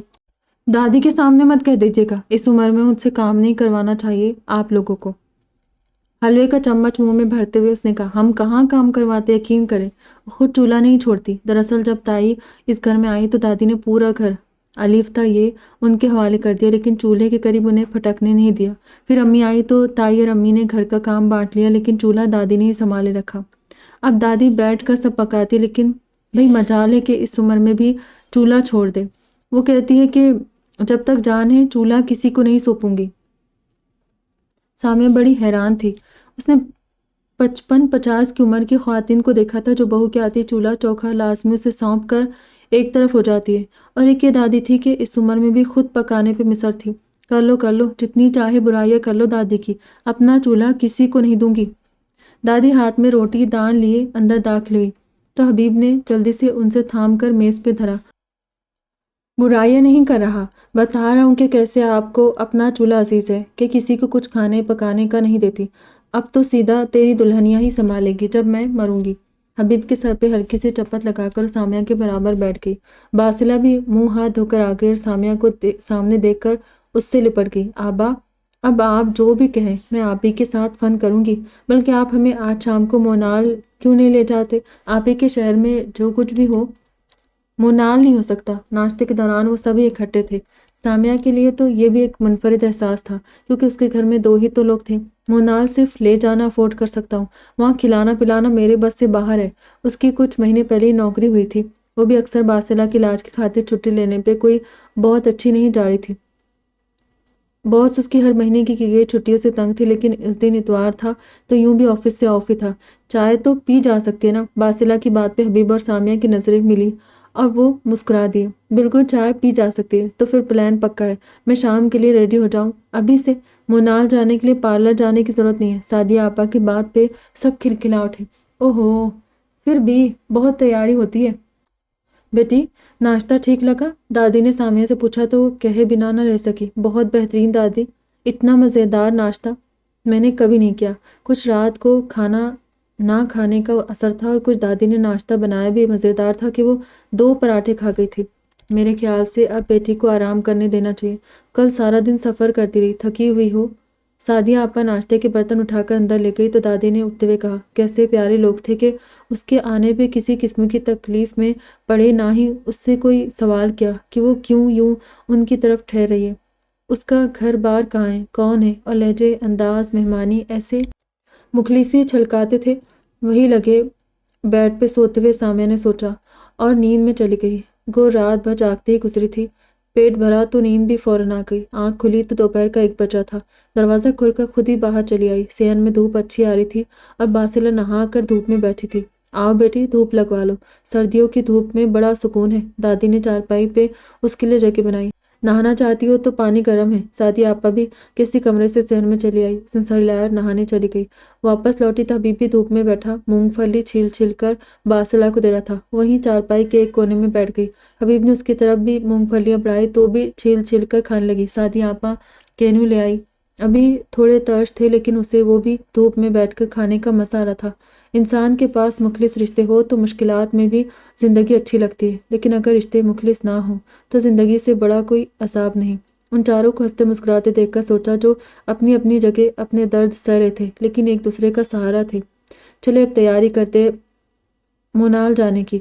बासिला को एकदम याद आया कि उनके दरमियान सुबह कुछ तय पाया था। हबीब मुस्कुराते उठ गया तो सामिया को भी उठना पड़ा। उन्हें निकलते निकलते दोपहर के 2:30 बज गए थे।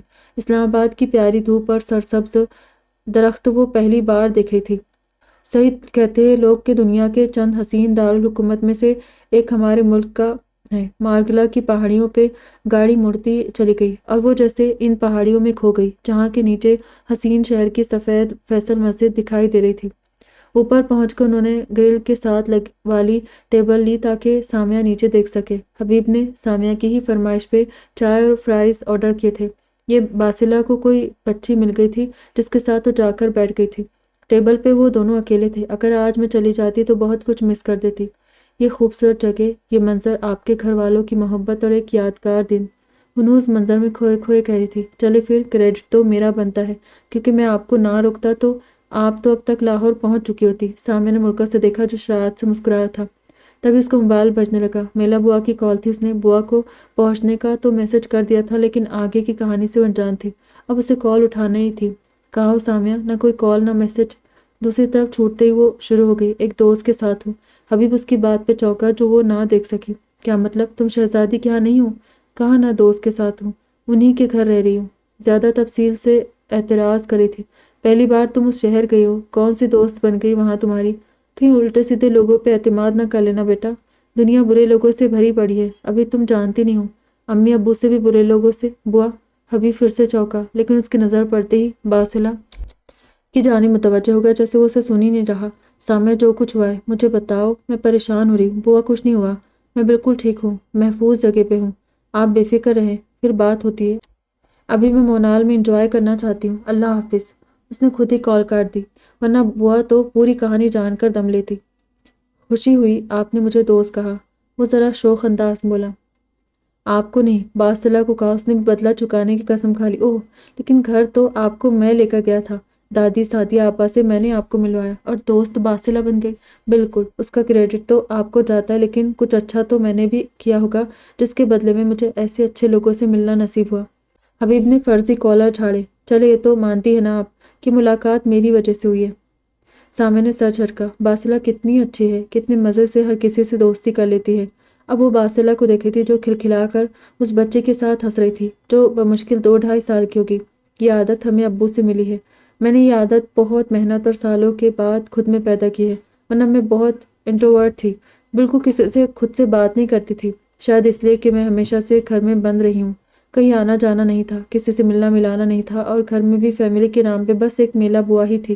लेकिन मुझे हमेशा से ऐसे लोग अट्रैक्ट करते हैं जो खुद से दोस्तियाँ करते, बातचीत करने में पहल करें। मैं हमेशा से हैरान होती हूँ कि लोगों के पास कैसे इतने मौज़ूआत होते हैं जिस पे वो किसी से भी बात शुरू कर लेते हैं और फिर बोलते ही चले जाते हैं, बात से बात निकाल लेते हैं। मैं तो सोचती ही रह जाती हूँ कि ये बात करने वाली है भी या नहीं। पता नहीं अगला इस बात पे क्या सोचेगा, क्या समझेगा, कहीं से बुरा न लग जाए। बासिला को देखते हुए कह रही थी, लेकिन अब तो आप ऐसी नहीं है, अब तो आप बड़े आराम से कुछ भी बोले जाती है। सामने ने उसकी बात पर से देखा, एक गहरा सांस भरा, फिर जैसे खामोश हो गई। पता नहीं उसे ये सब कहना चाहिए था या नहीं। कोई उससे पूछता तो बताती कि वो अब भी कई बातों पे सोचती है कि ये उसे कहना चाहिए या नहीं। अब भी वो बोलने से पहले कई बार तो तोलती थी। एक साइकोलॉजिस्ट से सेशन लिए, तब जाकर सीखा। हबीब ने कुछ हैरत से उसे देखा। क्या ये इतनी बड़ी बात थी जिस पे लोग सेशन ले जाते? मेरी ज़िंदगी में बहुत से इश्यूज़ थे, सिर्फ यही इश्यूज़ नहीं। मैं आम बच्चों जैसी नहीं थी, इसीलिए मेला बुआ ने इलाज के लिए मुझे साइकोलॉजिस्ट के पास ले जाना शुरू कर दिया, जिसके बाद मैंने बहुत कुछ सीखा और बहुत कुछ ऐसा था जो नहीं भी सीख पाई। और आपके पेरेंट्स, वो पूछना नहीं चाहता था लेकिन सच था कि वो उसके बारे में जानना चाहता था। पता नहीं क्यों, लेकिन एक तजस्सुस था सामिया को लेकर जो वो दूर करना चाहता था। अपनी ज़िंदगी में मगन है, बस मुस्कुरा कर रह गई। ये एक ऐसा मौजू था जिस पे बात करना दुनिया का मुश्किल तरीन काम था। ये उसकी बदनसीबी की दास्तान थी जो वो अपने मुंह से सुनाना नहीं चाहती थी। वालिदैन और औलाद एक दूसरे का सबसे कीमती ख़जाना होते हैं। अगर वही इंसान की तबाह हाली का मौजूब हो तो उससे बदकिस्मत इंसान शायद ही दुनिया में कोई हो। मैं बासिला जितनी बहादुर नहीं हूँ। हबीब जो अपनी इतनी मौजी बीमारी का जिक्र इतनी बहादुरी से करती है कि उस पर रश्क होता है। मैं बहुत बुज़दिल हूँ اپنی تکلیف کہہ دینا مجھے بہت مشکل ہوتا ہے، بہت تکلیف دیتا ہے۔ اپنی انگلیاں چٹکھاتے نظر جھکائے اس نے سچ بیان کیا۔ انسان کو اتنا بہادر ہونا چاہیے کہ اپنی زندگی کی کمیوں پہ بات کرتے ہوئے اس کی زبان نہ لڑکھڑائے۔ زندگی کے مصائب و تکالیف کا ہونا کوئی شرمندگی کی بات نہیں ہوا کرتی کہ انسان اس کی وجہ سے کسی سے نظریں نہ ملا سکے۔ کسی کی زندگی مسائل کا شکار ہے، رشتوں کی بے رخی ہے، بیماری ہے، تنگی پریشانی ہے، بے روزگاری ہے، تو اس میں انسان کا کیا قصور؟ بھلا کہ وہ لوگوں سے منہ چھپاتا پھرے یا پھر بے عزتی محسوس کرے۔ انسان کے اپنے بس میں ہوتا تو وہ زندگی کو گلزار بنا دیتا۔ جو چیزیں اختیار میں نہ ہوں ان پہ کیوں نادم ہو جائے، کیوں دوسروں سے چھپایا جائے؟ میری کبھی سمجھ میں نہیں آیا۔ ہم نے یہ بات نہیں سیکھی۔ باسلہ اسی لیے کھل کر بات کرتی ہے اپنی بیماری پہ، کیونکہ ہم میں سے کسی نے اس بیماری کو کبھی گالی نہیں بنایا جو منہ سے نہیں نکالنی چاہیے۔ جب بھی بات ہوئی بیماری سے لڑنے کی بات ہوئی، مقابلہ کرنے کی بات ہوئی، اور مقابلہ کرنے والے کھلاڑی جانباز ہوتے ہیں، نادم نہیں۔ اپنی زندگی کی کمیوں اور مشکلات کو اون کرنا چاہیے، سامعہ، تو ہی ہم ان سے لڑنے کی ہمت پیدا کر سکتے ہیں۔ اگر ہم ان سے کبوتر کی طرح آنکھیں بند کرنے کی کوشش کریں جیسے وہ ہے ہی نہیں، تو اس سے وہ غائب تو نہیں ہو جائیں گے، لیکن ہم ان سے لڑنے کی ہمت بھی اندر پیدا نہیں کر سکیں گے۔ سامعہ نے نظریں اٹھا کر اسے دیکھا۔ اس کا انداز اور نظریں بالکل بے ریا اور سادہ تھی۔ ان میں کہیں کچھ ایسا نہیں تھا کہ وہ اس سے نظریں ملانے کے بجائے نظر چراتی۔ میں یہاں جن سے ملنے آئی تھی وہ میری امی ہیں۔ خاموش رہا، اس نے کوئی رد عمل نہیں دیا، نہ ہی پوچھا کہ اگر وہ امی سے ملنے آئی ہی تھی تو ایک رات میں ہی کیوں جا رہی ہے؟ 22 سال بعد میں ان سے ملی ہوں، 22 سال بعد انہوں نے میری شکل دیکھی ہے۔ میلا بوا نے مجھے بہت روکا تھا کہ میں امی سے ملنے نہ جاؤں، لیکن میں بضد تھی۔ وہ مجھے تکلیف نہیں دینا چاہتی تھی، لیکن یہ کام میں نے اپنے ساتھ خود کیا۔ حبیب میز پہ رکھی نمک دانی سے کھیلنے لگا، لیکن وہ پوری طرح اس کی جانب متوجہ تھا اور بس اسے ایسا تاثر دینا چاہتا تھا کہ بنا رکے جو کہنا چاہتی ہے کہہ دے۔ لیکن امی کو ذرا خوشی نہیں ہوئی میرے ان کے گھر جانے سے، الٹا پریشان ہو گئی۔ انہیں اپنی ہستی بستی زندگی میری وجہ سے خطرے میں دکھائی دینے لگی، اسی لیے وہ مجھے اپنے پاس رکھنے کے حق میں نہیں تھی۔ اب جو رکھنے کے حق میں نہ ہو تو وہاں کیسے زبردستی رکا جا سکتا ہے؟ جو صاف صاف کہہ دے کہ یہاں سے چلی جاؤ، تو پھر انسان ڈھٹ بن کر وہاں کیسے رہ سکتا ہے؟ مجھ سے نہیں رکا گیا، مجھ سے ڈھٹ بھی نہیں بنا گیا۔ میرا دل ایسا سخت نہیں ہے کہ کوئی زخم دے تو وہ ٹوٹے بھی نہ۔ انہوں نے جو کہا اس نے میرا دل توڑا، مجھے توڑا، اسی لیے میں نے صبح ہوتے ہی وہاں سے نکل جانا بہتر سمجھا۔ پھر وہ خاموش ہو گئی۔ آپ نے ٹھیک کیا، آپ کو یہی کرنا چاہیے تھا۔ جن دلوں میں، گھروں میں ہمارے لیے جگہ نہ ہو، وہاں زبردستی کا مکین بننے کی کوشش کرنا اپنی عزت نفس کو پامال کرنا ہے، اور یہ ایک ایسی چیز ہے جس کا ہمیں بہت خیال رکھنا چاہیے۔ سمجھنے کے لیے تھینک یو۔ اس کی بات سے جیسے اسے حوصلہ ہوا۔ اتنی میں چائے اور فرائز آ گئے۔ باسلہ بھی ان کے میز پہ آ کر بیٹھ گئی۔ چائے نہیں پیتی تھی، لیکن اسے فرائز پسند تھے جو شوق سے کھا رہی تھی۔ چائے پی کر بھی سامعہ کا دل نہیں بھرا کہ وہ یہاں سے اٹھے، لیکن حبیب نے گاڑی بک کروائی ہوئی تھی جو پارکنگ میں منتظر تھی، اس لیے وہ زیادہ دیر تک رک نہیں سکتے تھے۔ ویسے مغرب ہونے ہی والی تھی، سو انہیں لوٹنا پڑا۔ اتوار ہونے کی وجہ سے راستے میں رش اتنا تھا کہ گھر پہنچتے پہنچتے عشاء بھی ہو گئی۔ رات کا کھانا ان کے گھر میں ٹھیک عشاء کی نماز کے بعد چن دیا جاتا تھا۔ دادی نے اس کی وجہ سے کھانے پہ خاص اہتمام کیا تھا۔ بریانی اور ساتھ سلاد، رائتا اور شامی کباب تھے۔ سعدیہ آپا نے تھوڑا بہت ان کی مدد ہی کی تھی۔ حبیب قریبی بازار سے کولڈ ڈرنک بھی پکڑ لایا تھا۔ ہمارے یہاں کھانا جب اسپیشل بنے تو چاہے سردیاں ہو یا گرمیاں، کولڈ ڈرنک لازمی پی جاتی ہے۔ سعدیہ آپا مسکرائی۔ اور یہ بھی بتایا کرے نا کہ آپ لوگ پیتے ہیں اور میں منہ دیکھتی ہوں۔ باسلہ نے منہ بناتے ہی یہ بات کہی تھی، لیکن ایسا کرتے اتنی کیوٹ لگی کہ سب کی ہنسی چھوٹ گئی۔ اور میں آپ کو پہلے سے بتا چکی ہوں آبا کہ جس دن میری رپورٹس نگیٹیو ہو جائے گی اس دن سے میں لازمی ہر دن کولڈ ڈرنک پیوں گی۔ روز کولڈ ڈرنکس؟ سامعہ کی آنکھیں پھیلی۔ کولڈ ڈرنکس زیادہ نہیں پینی چاہیے، یہ بالکل اچھی نہیں ہوتی۔ سب نے تائید میں سر ہلایا۔ باسلہ نے آنکھ منہ چڑھائی اور کھانا کھانے لگی۔ دادی میں آپ کے کھانے کو بہت مس کروں گی، آپ سچ میں بہت لذیذ کھانا بناتی ہے۔ اس نے بریانی کھاتے دوسری بار تعریف کی تھی۔ دیکھا نا دادی کتنا اچھا کھانا بناتی ہے، تبھی تو کسی اور کو میں چولہے کے قریب بھی نہیں پھٹکنے دیتی، کہ مجھے تو کسی کے ہاتھ کا پسند ہی نہیں آتا۔ دادی کو تو بس اپنی کوکنگ کی تعریفیں کرنے کا موقع چاہیے ہوتا تھا۔ حبیب اور سعدیہ آپا نے ایک دوسرے کی طرف دیکھ کر مسکرانے لگی۔ اب تو بس حبیب کی دلہن کے ہی حوالے کروں گی سب کچھ ایک ہی بار، اور اگر اسے کچھ پکانا ہی نہ آتا ہو تو؟ حبیب نے یوں ہی دادی کو چھیڑا۔ دادی نے اسے گھورا، پھر اپنے پھوپلے منہ سے چاول کھانے لگی، پھر اللہ اللہ خیر صلاح، میں تو अगले जहाँ चल बसूंगी, पीछे भूखे मरोगे तुम। दादी की बात पे सब खीखी करने लगे। दादी, बहुत याद आएगी फिर, बासिला ने मोहब्बत से कहा तो दादी ने झूमते हुए सर हिलाया। फिर मानते हो ना दादी के हाथों का कमाल। सबने बिला चूचरा सा जोर शोर से हाँ में हिलाया। सामिया हंसने लगी। चुलबुली सी ये फैमिली उसे एक दिन में ही इतनी अच्छी लगी थी कि उसका दिल करने लगा था कि वो कुछ दिन और उनके साथ बिताए। अब खाने के बर्तन सादिया धोएगी और सामिया बेटी तुम मेरे साथ मेरे कमरे में चलो, मैं तुम्हें अपनी जवानी की तस्वीरें दिखाती हूँ। कैसी हसीन होती थी दादी। वो अपनी जगह से उठी और लाठी लिए आहिस्ता आहिस्ता चलने लगी। होती नहीं दादी, आप अब भी हसीन ही है। हबीब ने उनके सामने दीवार बनकर बाजू हायल किए। दादी ने उसे घूरा। चल दे, परे हट। अपनी लाठी पूरे जोर की घुमाई। उससे पहले कि हबीब की पीठ पे ठोंक देती, वो झट से हट गया। सामी हंसी दबाते दादी के पीछे लपकी। दादी, सादिया आपा और बासिला का कमरा मुश्तरका था जहाँ आई थी। हर शय बड़े सलीके से अपनी जगह पर धरी थी। उसने दिल में दादी और आपा के सुगड़ापे को दाद दी। घर की ऊपरी मंजिल भी थी, लेकिन वो किराए पे चढ़ा रखी थी। नीचे भी 3 कमरे थे, जिनमें से एक बड़ा कमरा बैठक के लिए इस्तेमाल होता था और तीसरा कमरा हबीब का था। दादी अलमारी से अपना एल्बम उठा लाई और उसे एक एक सफ़ा दिखाने लगी। अपनी जवानी की तस्वीरें, सादिया आपा की जवानी, हबीब बासिला के बचपन की तस्वीरें, उनके वालिदैन की तस्वीरें, उनके ताया की भी। सादिया आपा को दुख नहीं होता कि उनके शोहर जिंदा होकर भी उनके साथ नहीं रहते। सादिया आपा एक तस्वीर में शोहर के साथ खड़े हुए मुस्कुरा रही थी। बहुत ही हसीन तस्वीर थी, होता ही होगा। लेकिन दूसरी शादी की इजाज़त भी उसने बेऔलादी की वजह से खुद ही दी थी। अब वो कभी कभार चक्कर लगाता है तो भी सादिया खुश हो जाती है। औलाद की ख्वाहिश भी हबीब और बासिला की सूरत पूरी हो ही गई है। बिना पैदा किए औलाद मिल गई। बस अपनी ज़िंदगी से अगर खुश नहीं है तो नाराज़ भी नहीं है। आप सब लोग बहुत हौसले वाले हो, बहुत बहादुर। इतनी मिस्बत सोच कैसे है आप सबकी? वो पूछे बिना ना रह सकी। ये तो मुझे नहीं पता बेटी, लेकिन हमेशा से हम सब ने एक दूसरे को ज़िंदगी का मिस्बत पहलू ही देखने की तलकीन की है और हम सब अमल भी करते हैं। क्या तलकीन करने से सब सही हो जाता है? माहौल भी चाहिए होता है बेटी, जो बड़े बनाते हैं और बच्चे उसमें ढलते। अल्लाह बख्शे हबीब के दादा में घर के माहौल को सबके लिए अच्छा बनाने की बड़ी सलाहियत थी। कभी भी मायूसी की बातें नहीं करते थे, चाहे हालात कुछ भी हो, और हमेशा उम्मीद देने की कोशिश करते। मैंने उनसे ये सीखा है। मेरे बच्चों और बहुओं ने भी मुझसे, और उनके बच्चों ने भी। दादी ने बात मौकिफ की और सामिया को देखा, फिर शरारत से मुस्कुराई। उन्होंने भी मुझसे ही सीखा। दोनों खुलकर हंस दी। अब तक मैं जिस जिस दादी से मिली हूँ, आप सबसे स्वीट हो। शुगर नहीं है ना मुझे इसलिए। दादी ने एल्बम रख दिया। तुम अब आराम करो, थक गई होगी। सुबह धूप में बैठकर तफसील से बाकी किस्से सुनाऊंगी। इतने में सादिया आपा कोयलों की अंगीठी लिए आई और कमरे के वस्त में रख दी।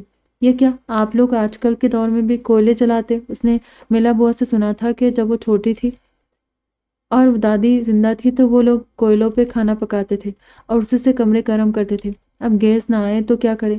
हमने तो हीटर लपेट दिए बेटी। दादी अपने लिहाफ में दुबक गई। सादिया आपा ने अंगीठी उनके पास रख दी। आज बासिला तुम्हारे साथ सोने की जिद कर रही है हबीब से।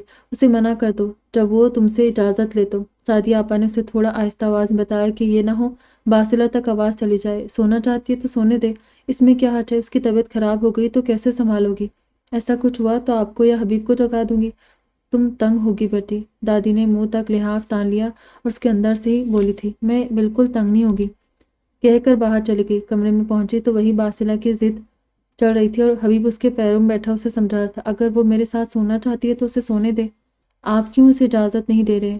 ना तुम्हें तंग होगी और ना ही ये मुझे तंग करेगी। अगर उसकी तबीयत ठीक ना हुई तो आपको जगा दूंगी। मेरा नहीं ख्याल कि आपको अब कोई एतराज़ होना चाहिए। हबीब उठ गया। ठीक है जी, मैं अब क्या कहूँ? बासिला खुशी से याहू कहती है सामिया से लिपट गई। लेकिन नो मस्ती। हबीब ने जाने से पहले तलकीन करना नहीं भूला। बासिला ने अच्छे बच्चों की तरह सर हिला दिया। ओह, मेरा मोबाइल शायद दादी के कमरे में रह गया है। वो लेटने लगी तो ख्याल आया, वहीं से पलटी। अच्छी बच्ची है अम्मा, घर में कोई बाहर का ठहरा हुआ है, महसूस नहीं होने दिया। इससे अच्छी बच्ची हमें कहाँ हबीब के लिए मिलेगी। बाहर दरवाजे पे ही पहुंची तो अंदर से सादिया आपा की आवाज़ कानों में पड़ी। अब क्या खबर कि उसके घर वालों ने उसकी कहीं बात तय कर रखी हो। दादी ने खांसते बात मुकम्मल की। आप कहे तो बात करो। अभी नहीं, मैं खुद कर लूंगी। कुछ देर सामने वहीं खड़ी रही, फिर दरवाज़ा खटखटाया और उस पर हल्का सा दबाव दिया। अंदर दाखिल हुई तो दोनों ख़वातीन चौंकी और एक दूसरे को देखा। वो मेरा मोबाइल रह गया है यहाँ। सादिया आपा ने इधर उधर देखा तो बिस्तर के एक कोने में पड़ा मिला। उसे थमाए होले से मुस्कुराकर उन्हें गुड नाइट कहकर चली गई।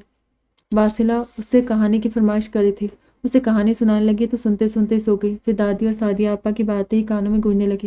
اسے ان کا وہ سب کہنا برا نہیں لگا تھا، اسے بھی اس فیملی سے بہت اپنائیت محسوس ہوئی تھی۔ ہمیشہ سے ایک ایسی محبت بھری فیملی اس کا خواب رہی تھی۔ سوچتی تھی کہ اللہ نے اسے اپنے رشتوں کی صورت میں تو محروم رکھا، کیا خبر سسرال رشتوں کی صورت میں ہی یہ کمی پوری ہو جائے۔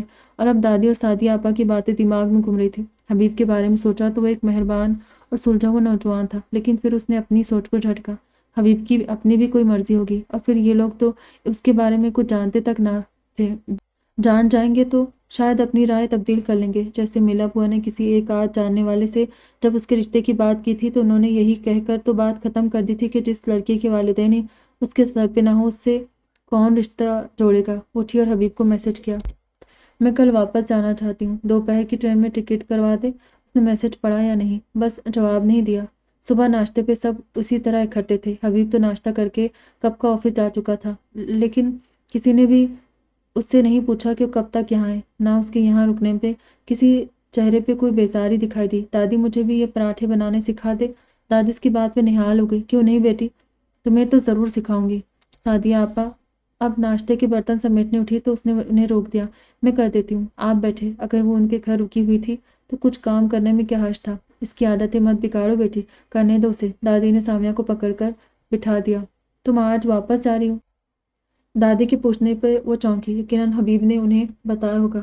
اس نے سر ہلایا، کوئی تنگی یا تکلیف ہے کیا؟ نہیں دادی، یہاں تو مجھے بہت آرام ہے، بس بوا واپس آنے کا بول رہی ہے، انہیں پسند نہیں ہے کہ میں کسی کے گھر یوں دیر تک رکوں۔ دادی بات کو سمجھتے ہوئے خاموش ہو گئی۔ سامیہ آپی، کاش آپ ہمیشہ کے لیے ہی ہمارے پاس رہ جائے تو کتنا مزہ آئے۔ باسلہ کی بات پہ فیکا سے مسکرائی، چلو باہر دھوپ میں چل کر بیٹھے۔ دادی نے جھٹ سے لاٹھی اٹھائی اور خرامہ خرامہ چلتے ہوئے صحن میں نکل آئی۔ دھوپ صبح 9 بجے سے بھی پہلے ان کے صحن میں اتر آتی اور دن کے 2 بجے تک رہتی۔ چارپائیوں پہ بیٹھتے ہوئے وہ دادی کے برابر ہی بیٹھی تھی۔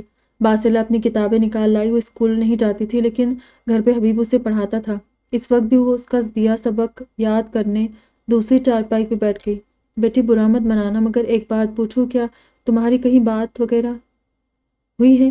سامیہ کا دل بری طرح دھڑکا تھا، کہیں دادی رات والی بات تو نہیں کرنے لگی جس سے بچنے کے لیے بھاگ رہی تھی۔ وہ کیا جواب دیتی اگر وہ ذکر چھیڑ دیتی تو؟ اس نے بس سر نام میں ہلایا۔ تو تمہارے بڑوں نے کیا سوچا ہے؟ سامیہ بالکل گمسم سی انہیں دیکھنے لگی۔ میرے گھر میں بس میری بوا ہے، مطلب میری پھپھو، ان کی طلاق ہو گئی تھی، اس کے بعد انہوں نے شادی نہیں کی، مجھے انہوں نے ہی پالا ہے۔ دادی نے سر ہلایا۔ اور والدین حیات نہیں ہے؟ وہ لب بھیج کر کچھ دیر خاموش رہی۔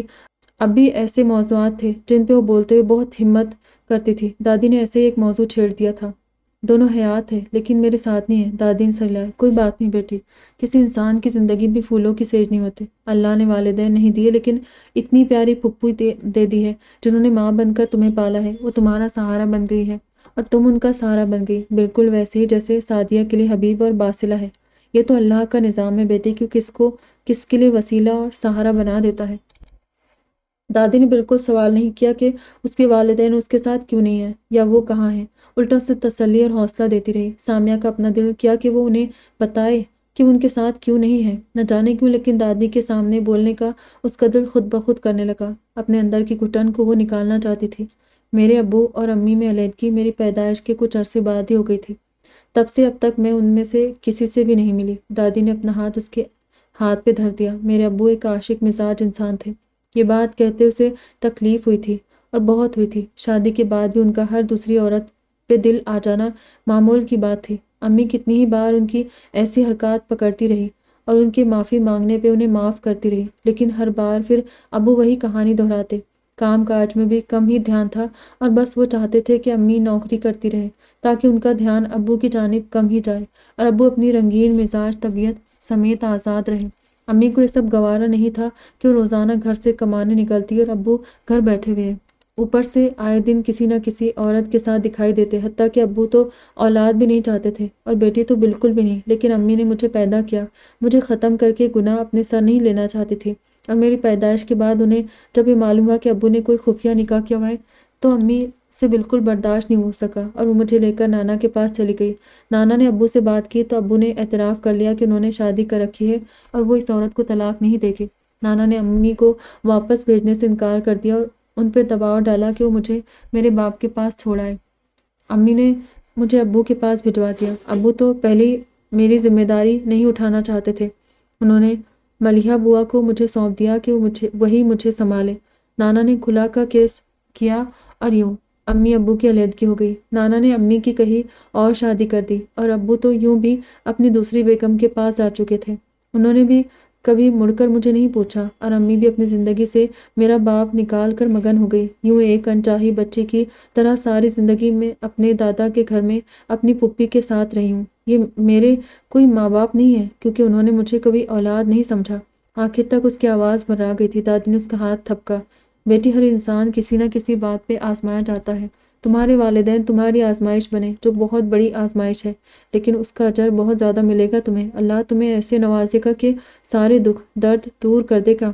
اگر ہم اپنے ماں باپ کے ہاتھوں ہی رد ہو جائیں تو اس سے بڑی کوئی اذیت نہیں ہو سکتی۔ دادی، میں ساری زندگی اس اذیت سے گزری ہوں۔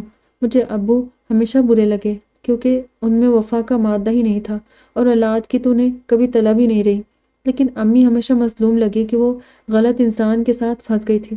مگر پرسوں جب امی نے مجھے اپنے گھر دیکھ کر جتنی بیزاری کا اظہار کیا، اس سے مجھے اندازہ ہو گیا کہ ان کے لیے بھی میں کوئی اہمیت نہیں رکھتی، ورنہ اتنے سالوں بعد پہلی اولاد کو دیکھ کر انسان سب کے سامنے نہ صحیح اکیلے میں تو بیٹی پہ اپنی ممتا نچھاور کر لیتا ہے۔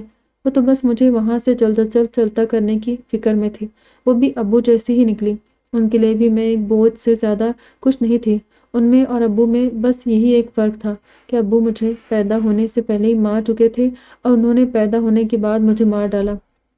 اس نے اپنے ٹپکتے آنسو پوچھے۔ میں تو اتنا جانتی ہوں بیٹی کہ انسان کو رد کر بھی دے تو بھی اللہ نہیں کرتا۔ وہ انسان پہ بند ہونے والے راستوں کو کہیں اور سے لازمی کھولتا ہے۔ اللہ نے تمہیں پیار سے بنایا ہے تو پیار سے تمہیں رکھتا بھی آیا ہے، تمہیں محفوظ ہاتھوں میں سونپا ہے، جس نے کبھی تمہیں ماں کی کمی محسوس نہیں ہونے دی، وہ آگے بھی تمہیں قدر کرنے والے لوگ دے گا انشاءاللہ۔ سامیہ کو دادی کی باتوں نے بہت حوصلہ دیا۔ ایک اور بات پوچھوں اگر تم برا نہ مناؤ؟ سامیہ نے سر ہلایا۔ کیا میں تمہاری بوا سے تمہارے اور حبیب کے رشتے کی بات کر سکتی ہوں؟ سامیہ کا منہ کھلے کا کھلا رہ گیا۔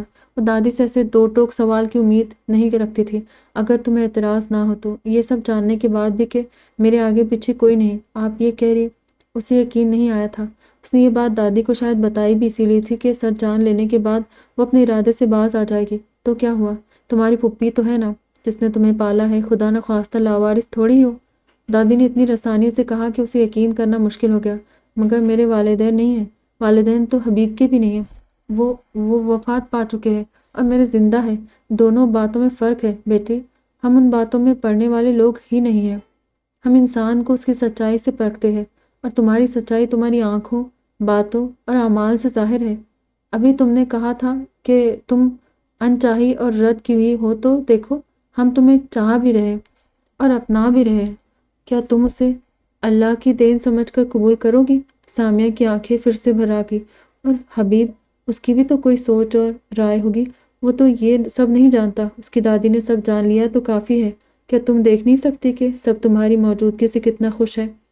تو ہم سب ہی چاہیں گے کہ اس گھر میں تم ہمیشہ موجود رہو، ہمارے خاندان کا حصہ بن کر۔ اگر تمہاری رضامندی ہوگی تو میں تمہاری بوا سے بھی بات کر لوں گی۔ سامیہ خاموش رہی۔ اس نے انکار یا اقرار کچھ نہیں کیا۔ کچھ دیر وہیں بیٹھ کر دادی سے پرانے قصے سننے کے بعد وہ اندر چلی گئی تاکہ اپنا سامان پیک کر سکے۔ دوپہر کھانے کے وقت حبیب بھی آ گیا۔ سامیہ کے لیے ایک تھرماس چائے کی بنا دے دادی، اور سفر میں کھانے پینے کے لیے بھی کافی کچھ باندھ دے۔ کھانے سے پہلے وہ کچن میں جھانکنے گیا تو دادی کو تاکید کی، رکو یہاں ایک منٹ، مجھے کچھ پوچھنا ہے۔ حبیب وہیں ٹھہر گیا۔ سامیہ اچھی بچی، مجھے اور سعدیہ کو پسند آئی ہے۔ حبیب نے عام سے انداز میں سر ہلایا۔ تیرے لیے پسند آئی ہے جھلے؟ اب بتا تجھے کیسی لگی؟ حبیب سٹپٹا گیا۔ یہ کیا باتیں کر رہی ہے دادی؟ وہ مہمان ہے۔ تو کیا میزبان نہیں بن سکتی؟ مگر دادی تو بتا کہ تجھے کوئی اعتراض تو نہیں ہے؟ حبیب نے دادی کی شکل دیکھی اور سر نام ہلایا۔ تو بس سوال ڈال دیا ہے میں نے، اب جواب کی منتظر ہوں۔ حبیب نے سر پیٹ لیا۔ ایسی کیا جلدی تھی دادی؟ وہ کہیں بھاگی جا رہی تھی کیا؟ جلدی؟ کیا جلدی؟ جا رہی تھی وہ یہاں سے تو اب بھی نہ پوچھتی؟ بڑا روز روز آتی رہے گی اب۔ حبیب دادی کو گھورتے ہوئے کمرے میں چلا گیا۔ کھانے پہ بھی وہ خاموش تھا۔ اسے شرمندگی سی ہو رہی تھی کہ نہ جانے وہ ان لوگوں کے بارے میں کیا سوچ رہی ہوگی۔ ایک دن میں کون ایسے رشتے کی بات کرتا ہے؟ دادی بھی حد کر دیتی ہے۔ تیاری ہو گئی ہے تو چلے، مجھے آپ کو اسٹیشن چھوڑ کر آفس بھی جانا ہے۔ کھانے کے برتن سمیٹ ٹے جا چکے تو اس نے کہا۔ سب اداس سی شکل لیے سامیہ سے ملنے لگے۔ بہت یاد آؤ گی، 2 دن میں اتنی اپنی لگی ہو کہ لگتا ہے عرصے سے یہاں تھی۔ اس نے مسکرا کر سعدیہ آپا کو گلے سے لگایا۔ آپی، آئی ول مس یو۔ باسلہ اس سے لپٹ گئی۔ تم جلدی سے ٹھیک ہو جاؤ، پھر دوبارہ ملیں گے، اور تم جب بھی لاہور آؤ میری طرف ہی رکنا، ٹھیک ہے؟ باسلہ نے خوشی سے سر ہلایا۔ حبیب جا کر رکشہ لے آیا اور اب سامان رکھ رہا تھا۔ یہ تھرماس ہے چائے کا، اور یہ میں نے کچھ چاول اور شامی کباب بنا دیے تھے۔ اس میں پاستا بھی ہے۔ ایک یہ چینیوں کے کھانے مجھ سے بہت اچھے نہیں بنتے، برا لگے تو وہیں کسی فقیر کو دے دینا۔ سامیہ مسکرا دی۔ اتنا کچھ کہ کیا ضرورت تھی دادی؟ حبیب نے بتایا تھا کہ تمہیں بار بار سفر میں بھوک لگ جاتی ہے۔ سامیہ فیکا سا مسکرا دی۔ دادی کے گلے لگی تو ان سے الگ ہونا بہت مشکل لگا۔ جیتی رہو بیٹی، میں انتظار کروں گی تمہارے جواب کا۔ وہ بس انہیں دیکھتی رہی، پھر سب کو اللہ حافظ کہا اور تیزی سے رکشے میں جا کر بیٹھ گئی۔ راستے پر حبیب دادی کے سوال کو لے کر نادم رہا، کوئی بات نہیں کر سکا، اور سامیہ دادی کے سوال کو لے کر الجھی رہی، کچھ بول نہیں سکی۔ اسٹیشن بھی جلدی ہی آ گیا۔ حبیب نے سارا سامان ایک کلی سے اٹھوایا اور اس کی ٹرین تک جا کر اندر رکھوا دیا۔ اپنی سیٹ پہ بیٹھ گئی۔ اپنا خیال رکھیے گا اور پہنچ کر بتا دیجیے گا۔ خدا حافظ کہہ کر اتر گیا۔ ابھی ٹرین چلنے میں 10 منٹ باقی تھے۔ حبیب 1 منٹ، اس کے پیچھے ہی اتر آئی۔ دادی نے مجھ سے ایک سوال کیا تھا، سمجھ میں نہیں آ رہا کیا کہوں، میں معذرت خواہ ہوں، نہ جانے انہیں کیا ہوا، وہ کبھی ایسا کرتی نہیں ہے۔ حبیب کی نظر مزید جھک گئی۔ اگر یہی سوال میں آپ پہ ڈالوں تو آپ کیا جواب دیں گے؟ چونکا کر اسے دیکھا۔ میں پتہ نہیں کیوں، کیا اتنی بری ہوں میں؟ حبیب نے جلدی سے سر نہ میں ہلایا۔ بالکل نہیں، آپ تو بہت اچھی ہے، لیکن شاید میں ابھی اس قابل نہیں ہوں۔ نوکری ڈھنگ کی نہیں ہے، ایک بیمار بہن ہے، 3 خواتین کا ذمہ مجھ پہ ہے۔ شاید آج کل کی کوئی لڑکی ایسے لڑکے کا انتخاب نہیں کرے گی جس کی فیملی کی ساری خواتین اس لڑکے پہ اتنی ڈیپینڈنٹ ہو۔ لڑکیاں تو الگ گھر کے خواب دیکھتی ہے جو میں پورا نہیں کر سکتا، کیونکہ اپنے گھر کا واحد کفیل میں ہوں۔ یہ کس نے کہا آپ سے کہ لڑکیاں ایسے لڑکے کو نہیں چنتی؟ جانتے ہیں کہ آپ کے گھر کی یہی بات تو مجھے اچھی لگی کہ سب کیسے ایک دوسرے سے جڑے ہوئے ہیں، ایک دوسرے کے دکھ درد میں ایک دوسرے کا سہارا ہے، کوئی کسی پہ بوجھ نہیں ہے، کوئی کسی سے دلی طور پہ دور نہیں ہے۔